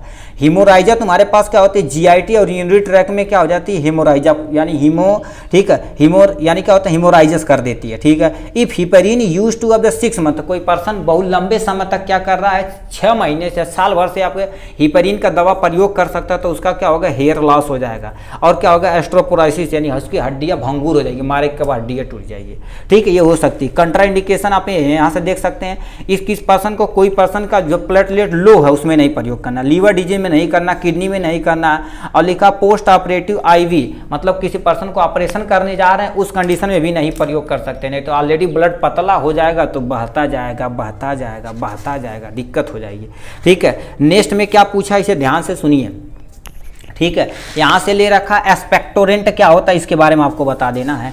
एस्पेक्टोरेंट क्या होता है यहाँ से दिखा देना है। एस्पेक्टोरेंट ये क्या होता है सुनिए, एस्पेक्टोरेंट एक ऐसी दवा होती है जो हमारे ये गला वाला रीजन नहीं होता जो लंग्स से रिलेटेड होता है, उसमें क्या कर देती है, बहुत सारा म्यूकस भर देती है, ठीक है, थिक म्यूकस बन जाएगी और यूजुअली तुम्हारे पास क्या होगा, रिस्पायरेटरी डिफिकल्ट, मतलब सांस लेने में आपको डिफिकल्टी हो जाएगी। तो उसी को सही करने के लिए जिस दवा का प्रयोग किया जाता है उसे एस्पेक्टोरेंट बोला जाता है। 2 drugs which are use to treatment help clear mucus from our airway, उसी को ट्रीट करने के लिए जिस दवा का प्रयोग किया जाता है उसी को एस्पेक्टोरेंट बोलते हैं। ये 2 कैटेगराइज किया गया, base on action, mechanism of action. Mechanism of action, base on action में देखा जाए तो डायरेक्ट एक्टिंग में क्या हो जाता है, टूलू ब्लासम आता है, वसाका आता है, ठीक है। और इसमें तुम्हारे पास रिफ्लेक्स एक्टिंग में तुम्हारे पास क्या होता है, अमोनियम क्लोराइड आता है, म्यूकोलाइट में तुम्हारे पास एमरोक्सोल आता है, तुम्हारे पास क्या होता है, ब्रोमोहेक्जीन आ जाता है, ये एग्जाम्पल हो जाएगा। सेडेटिव तुम्हारे पास एक्सपेक्टोरेंट में तुम्हारे पास पोटेशियम टारटेरेट आता है और अमोनियम क्लोराइड आता है, और क्या आता है, स्टिमुलेट एक्सपेक्टोरेंट में लेमन आता है, एनीज आता है, इसका एग्जाम्पल हो जाएगा। यहाँ से इंडिकेशन और कंट्रा इंडिकेशन भाई आप यहाँ से देख सकते हैं इजीली, ठीक है, इसे स्क्रीनशॉट भी ले सकते हैं, ठीक है, ठीक है। अब यहाँ से क्वेश्चन हमसे पूछ दिया है, what is laxative and purgative deep, यानी क्या पूछा है, right about laxative and purgative क्या होता है, आपके सामने दे रखा लग्जेटिव एंड परगेटिव। लग्जेटिव क्या होते हैं, 2 substance which are use to treat constitution, मतलब किसी पर्सन को कॉन्स्टिट्यूशन कब्ज की प्रॉब्लम हो गई है तो उसे ट्रीट करने के लिए जिस दवा का प्रयोग किया है तो उसे लग्जेटिव बोला जाता है, ठीक है। दे इंड्यूस बाउल मूवमेंट और लूजन द स्टूल, मतलब बाउल मूवमेंट को इंक्रीज करा देंगे, जो भी तुम्हारे पास स्टूल है वो क्या हो जाएगा, नरम सॉफ्ट हो जाएगा, जो हमारे शरीर से इजीली बाहर निकल जाएगा। लग्जेटिव तुम्हारे पास क्या होते हैं, माइल्डर एक्शन काम करते हैं, ठीक है, और तुम्हारे पास ये स्टूल को सॉफ्ट करते हैं और फॉर्म करते हैं स्टूल को, बट लग्जेटिव तुम्हारे पास है, ठीक है, इससे यहाँ परगेटिव लिखना चाहिए था जी, चलो कोई दिक्कत नहीं, ठीक है। Strong action suffering from the, ये स्ट्रॉन्ग एक्शन यहाँ परगेटिव काट के लिख देना, ठीक है, ये तुम्हारे पास क्या हो जाएगा, परगेटिव हो जाएगा, कभी कभी हो जाता भाई, ठीक है, ये हो जाएगा। लग्जेटिव तुम्हारे पास लो डोज में दी जाती, बट जब लग्जेटिव को हाई डोज में दी जाती तो परगेटिव बन के तैयार हो जाता है। मोस्टली देखा जाए तो एक ही चीज़ होती है, मगर थोड़ा हाई और लो डोज का केवल डिफरेंस होता है। इसे क्लासिफिकेशन किया गया है इतने में, लिखा बल्ब फार्मिंग स्टोल सॉफ्टनेस होता है, स्टिमुलेट परगेटिव होता है, ऑस्मोटिक परगेटिव होता है, इससे एग्जाम्पल हो जाएंगे। इंडिकेशन में तुम्हारे पास और कंट्रा इंडिकेशन में यहाँ से दे रखा, जो आप इजीली देख सकते हैं, ठीक है। क्योंकि ये देखा जाए तो वीडियो थोड़ा सा लेंदी होने वाला है, ठीक है, हो गया है ऑलरेडी, ठीक है। हाई सेलिंग डायूरेटिक क्या होता है, यहाँ से देखिए क्या होता है, डायूरेटिक के बारे में यहाँ से दे रखा है, ठीक है। इसका अलग अलग सेपरेट हम वीडियो बना देंगे, ठीक है, उससे भी आप थोड़ा सा देख लीजिएगा, ठीक है, क्योंकि आपका कॉन्सेप्ट क्लियर नहीं होगा तब तक मज़ा नहीं आने वाला है, ठीक है। यहाँ पर लिखा है they act and the ascending loop होती, देखिए इसमें थोड़ा सा आपको डायग्राम के जरिए बता देते हैं, टाइम नहीं है फिर भी क्या किया जाए, ठीक है। यहाँ से तुम्हारे पास क्या होगा, ये लूप ऑफ हेनले हो जाएगा, ऐसे करके ये पीसीटी हो जाएगा, ये क्या हो जाएगा पीसीटी, ये लूप ऑफ हेनले, ये तुम्हारे पास यहाँ से ये तुम्हारे पास डीसीटी वाला पोर्शन हो जाएगा, ठीक है, ये तुम्हारे पास क्या हो जाएगा, डीसीटी वाला पोर्शन हो जाएगा यहाँ से, ठीक है, ये हो जाएगा यहाँ से, ये डीसीटी वाला पोर्शन हो जाएगा। तो ये लूप ऑफ हेनले, ये तुम्हारे पास क्या होता है, लूप ऑफ हेनले होता है, इसी कंडीशन में वो काम करता है, लूप ऑफ हेनले। देयरफॉर तुम्हारे पास यानी क्या होता है, also known as loop diuretic, इसी को लूप डायूरेटिक बोलते हैं, लूप ऑफ हेनले कर देते हैं, ठीक है, इसे कहा जाता है। Loop diuretic also known as high ceiling diuretic, मतलब इसी को यहाँ पर इसे असेंडिंग बोला जाता है, इसे डिसेंडिंग बोला जाता है, ठीक है। ये होता है most commonly used loop diuretic in furosemide, जो सबसे ज़्यादा प्रयोग किए जाने दवा में से एक है, ठीक। इंडिकेशन में तुम्हारे पास देखा जाए तो यहाँ से दे रखा है, इतना इंडिकेशन यहाँ से दे रखा है, ठीक है। यानी हाइपर कैलेमिया में देख सकते हैं, अब क्या क्या होता है यहाँ से पढ़ते जाइए। हाइपर कैल्सीमिया में, ठीक है, दे सकते हैं। एक्यूट रीनल फेलियर में दे सकते हैं, अल्फेक्टरी एडिमा में दे सकते हैं, और तुम्हारे पास एक्यूट पल्मोनरी, ठीक, एडिमा होता है, उस कंडीशन में भी दे सकते हैं। एडिमा क्या होता है, जो सोडियम रिस्ट्रिक्शन होता है तो उसमें एडिमा का दिक्कत होती है, ठीक है। परजेंस आप यानी क्या होता है, कंट्रा इंडिकेशन, अब यानी एन्यूरिया मतलब पेशाब ही नहीं हो रहा तो उस कंडीशन में आपको नहीं देना। हाई सेंसिटिव आप कंपाउंड में नहीं देना। एलर्जी आप सल्फा ड्रग्स के अंतर्गत आते हैं, उसे भी नहीं देना है, ठीक है। तो इतना हो जाएगा इनके बारे में। नेक्स्ट पे तुमसे कह दिया कॉर्टिकोस्टेरॉइड पेनिसिलिन के बारे में दे रखा है यहाँ से, ठीक है। आपके सामने कॉर्टिकोस्टेरॉइड के बारे में यहाँ से दे रखा है, ठीक है। तो आप यहाँ से क्या करें, देखिए, क्योंकि हमसे पूछा है, क्या लिख रखा है, pharmacological and pathological role of corticosteroid. Corticosteroid का यानी कॉर्टिकोस्टेरॉइड होता क्या है, यहाँ से देख सकते हैं। इसका फार्माकोलॉजिकल रोल ऑफ कॉर्टिकोस्टेरॉइड यहाँ से आप देख सकते हैं, यहाँ से, ठीक है। उसके बाद तुम्हारे पास क्या होगा, पैथोलॉजिकल रोल ऑफ क्लिनिकल, यहाँ से आप देख सकते हैं, इतना दे रखा है। फिर तुम्हारे पास क्या बोल दिया है, किसके बारे में आ जाते हैं, इंसुलिन के बारे में। एक क्वेश्चन और पूछ दिया हमारे पास, क्या होता है पेनिसिलिन क्या होता है, इसके बारे में यहाँ से बता देते हैं, ठीक है। तो ये पेनिसिलिन के बारे में आपको देखिए यहाँ से, पेनिसिलिन फर्स्ट एंटीबायोटिक होती है जो 1941 में खोज हुई थी, किसके द्वारा, अलेक्जेंडर फ्लेमिंग के द्वारा की गई थी, ठीक है। ये पेनिसिलियम नोटाटा में तरह की फंजाई उससे प्राप्त की गई थी, ठीक है। अब इसका क्लासिफिकेशन यहाँ से देखिए, कैटेगराइज हमने कर दिया है। उसके बाद इंडिकेशन आपको सामने यहाँ से दिखा देते हैं, आपका पेज 1 हो जाएगा। कंट्रा इंडिकेशन यदि आप लिखना चाहें तो यहाँ से देख सकते हैं, कंट्रा इंडिकेशन आप पेनिसिलिन यहाँ से दे रखा, ठीक है। आप यदि नोट मंगाएंगे तो उसमें सब कुछ एकदम डिटेल में रहने वाला है, कोई टेंशन नहीं है, ठीक है। यस पे आप नोट आप यहाँ पर क्या कर सकते हैं, देख सकते हैं। फिर इसके बाद तुम्हारे पास क्या दे रखा है, यहाँ से पार्ट सी की तरफ रुक करते हैं, ठीक है। इसे हम पढ़ देते हैं, उसके बाद आपको दिखा देते हैं क्या होता है, ठीक है। उसके बाद अपना काम हो जाने वाला है, ठीक है। देखिए, इसमें सबसे पहले फार्माकोडायनेमिक्स होता क्या है, हाफ लाइफ इसमें पूछा। तो फार्माकोडायनेमिक्स क्या होता है, हमने पेंसिल से देखो लिख रखा। Pharmacodynamics is a study of the biochemical and physiological effect of drugs in their action at organ, मतलब कोई ड्रग्स हमारे शरीर के अंदर किस आर्गन पे, किस लेवल पे जाके एक्शन परफॉर्म करती है, उसी को फार्माकोडायनेमिक्स बोला जाता है। इसी में नेक्स्ट क्वेश्चन आपसे पूछ दिया, हाफ लाइफ ऑफ ड्रग्स का मतलब क्या होता है। तो हाफ लाइफ क्या होता है, लिखा है the time taken for the pharmaceutical product to fall, ठीक है, to fall to half it the original value, मतलब हमारे शरीर के अंदर जाएगी तो यानी फार्मास्यूटिकल वो कितना टाइम लेगी अपने, तुम्हारे पास क्या होता है, हाफ एक्शन परफॉर्म करने में, ठीक है। तो इसके बारे में आपको यहाँ पर डिफिनेशन दी गया। तीसरा नंबर हमसे क्या पूछा है, कोई कैल्शियम चैनल ब्लॉकर का तुम्हें क्या पढ़ना पड़ेगा, 1-2 एग्जाम्पल दिखाना पड़ेगा। तो कैल्शियम चैनल ब्लॉकर में एमिलोडिपिन आ जाता है, और क्या होता है, डिल्टीजैम आ जाता है, और क्या हो जाता है, वेराप्रीम आ जाता है। एक लिखेंगे तब भी चलेगा, मगर हमने 4-5 लिख दिया, आपको जैसा समझ में आए, ठीक है। फिर क्या दे रखा, 5वां नंबर कर रखा, 2 ऐसी ड्रग्स बताना जो एंटी एडर्नर्जिक ड्रग्स कैटेगरी के अंतर्गत आती है, एंटी एडर्नर्जिक ड्रग्स के अंतर्गत आती है। तो इसमें तुम्हारे पास क्या हो जाएगा, एटेनोलॉल आ जाएगा, और क्या होगा, लिखा है लोबेटालॉल, उसका एग्जाम्पल हो जाएगा। 5वां नंबर हमसे क्या पूछ दिया है, यहाँ से 5वां नंबर कोई ऐसे ड्रग्स का नाम बताना जो ग्लाइकोमा में प्रयोग किया जाता है। ग्लाइकोमा एक ऐसी डिजीज का नाम है जो हमारी आंखों से रिलेटेड होता है। ग्लाइकोमा में टीमोलॉल, एटेनोलॉल और क्या होता है, बिसोप्रोलॉल प्रयोग किया जाता है। उसके बाद क्या बताया है, ठीक है, यहाँ से देखिए पूछा गया है स्टेज ऑफ एनेस्थेसिक, एनेस्थीसिया के कितने स्टेज होते हैं।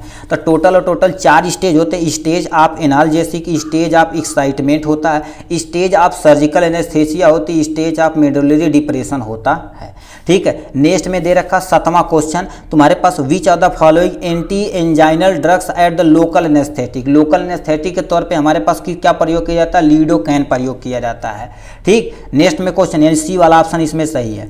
विच ऑफ द फॉलोइंग, ठीक है, एग्जाम्पल ऑफ द हिमेटेनिक, यानी हिमेटेनिक्स, हिमेटेनिक्स क्या होता है, ऐसे एजेंट जो हमारे ब्लड में आयरन लेवल को मेंटेन करता है, उसे हिमेटेनिक्स बोलते हैं। तो आयरन लेवल को उससे यहाँ पर आयरन लेवल तो करता है एक्सेप्ट, मतलब इसमें अपवाद बताना है। आयरन करता है, फोलिक एसिड करता है, विटामिन B12 करता है, आयरन, सीरम, एल्बुमिन ये नहीं करता, तो इस पर टिक मार देंगे। ठीक है, नेक्स्ट क्वेश्चन हमसे क्या पूछ दिया, दो contraindication for treatment of anti platelet agent, मतलब कोई दो कंट्रा इंडिकेशन बताना है 9वां नंबर क्वेश्चन पे। ठीक है, तो यहाँ पर कोई दो इंट्रा इंडिकेशन बताना है एंटी प्लेटलेट के। अभी एंटी प्लेटलेट पढ़े वहीं से उठा के आपको दो कंट्रा इंडिकेशन उठा के लिख देना। मीडियाट्रिक्स क्या होता है इसके बारे में बताना पड़ेगा। मीडियाट्रिक्स क्या होती है, ठीक है, सिंपल सा mydriatic as a condition dilation of pupil for examination of structure. देखिए mydriatic is a group of the drugs that are use to dilation of pupil. Please ये वाला टर्मोलॉजी आप लिखिएगा, dilation of pupil for examination of eye को देखने के लिए प्रयोग की जाती है। फिर तुमसे क्या पूछ दिया है, bulk laxative are use in तुम्हारे पास और पूछा है example of mucolytic agent. Mucolytic ऐसा एजेंट होता है जो बलगम को कहीं काटने का काम करता है। इसमें क्या हो जाता है, ब्रोहेक्जीन आ जाता है, एमरोक्सोल आ जाता है, कॉर्टिकोसिस्टीन आ जाता है, इसका एग्जाम्पल हो जाने वाला है। और यहाँ पर 12 नंबर क्या क्वेश्चन पूछा है, ट्रीटमेंट तुम्हारे पास bulk laxative use treatment of laxative तुम्हारे पास किसके लिए, बल्क लैक्सेटिव किसी पर्सन को कॉन्स्टिट्यूशन हो, कब्ज बना हो तो उससे ट्रीट के लिए प्रयोग की जाती है। ठीक है, फिर तुमसे क्या दे रखा है यहाँ से, ऐसी कौन सी दवा है जो तुम्हारे पास सल्फा यूरिया डेरिवेटिव होती है। अभी जब आपको कैटेगरी बताया गया था तो उसमें बोले थे, ये प्लीज याद रखिएगा, तो उसमें ये वाला बताए थे, टिया लिखा है टलब्यूटामाल होता है। ठीक है, टल यानी क्या होता है, टलब्यूटामाइड होता है। तो इसका मैं क्या कर देंगे, आपको 13वें नंबर का डी वाला करेक्ट ऑप्शन हो जाएगा।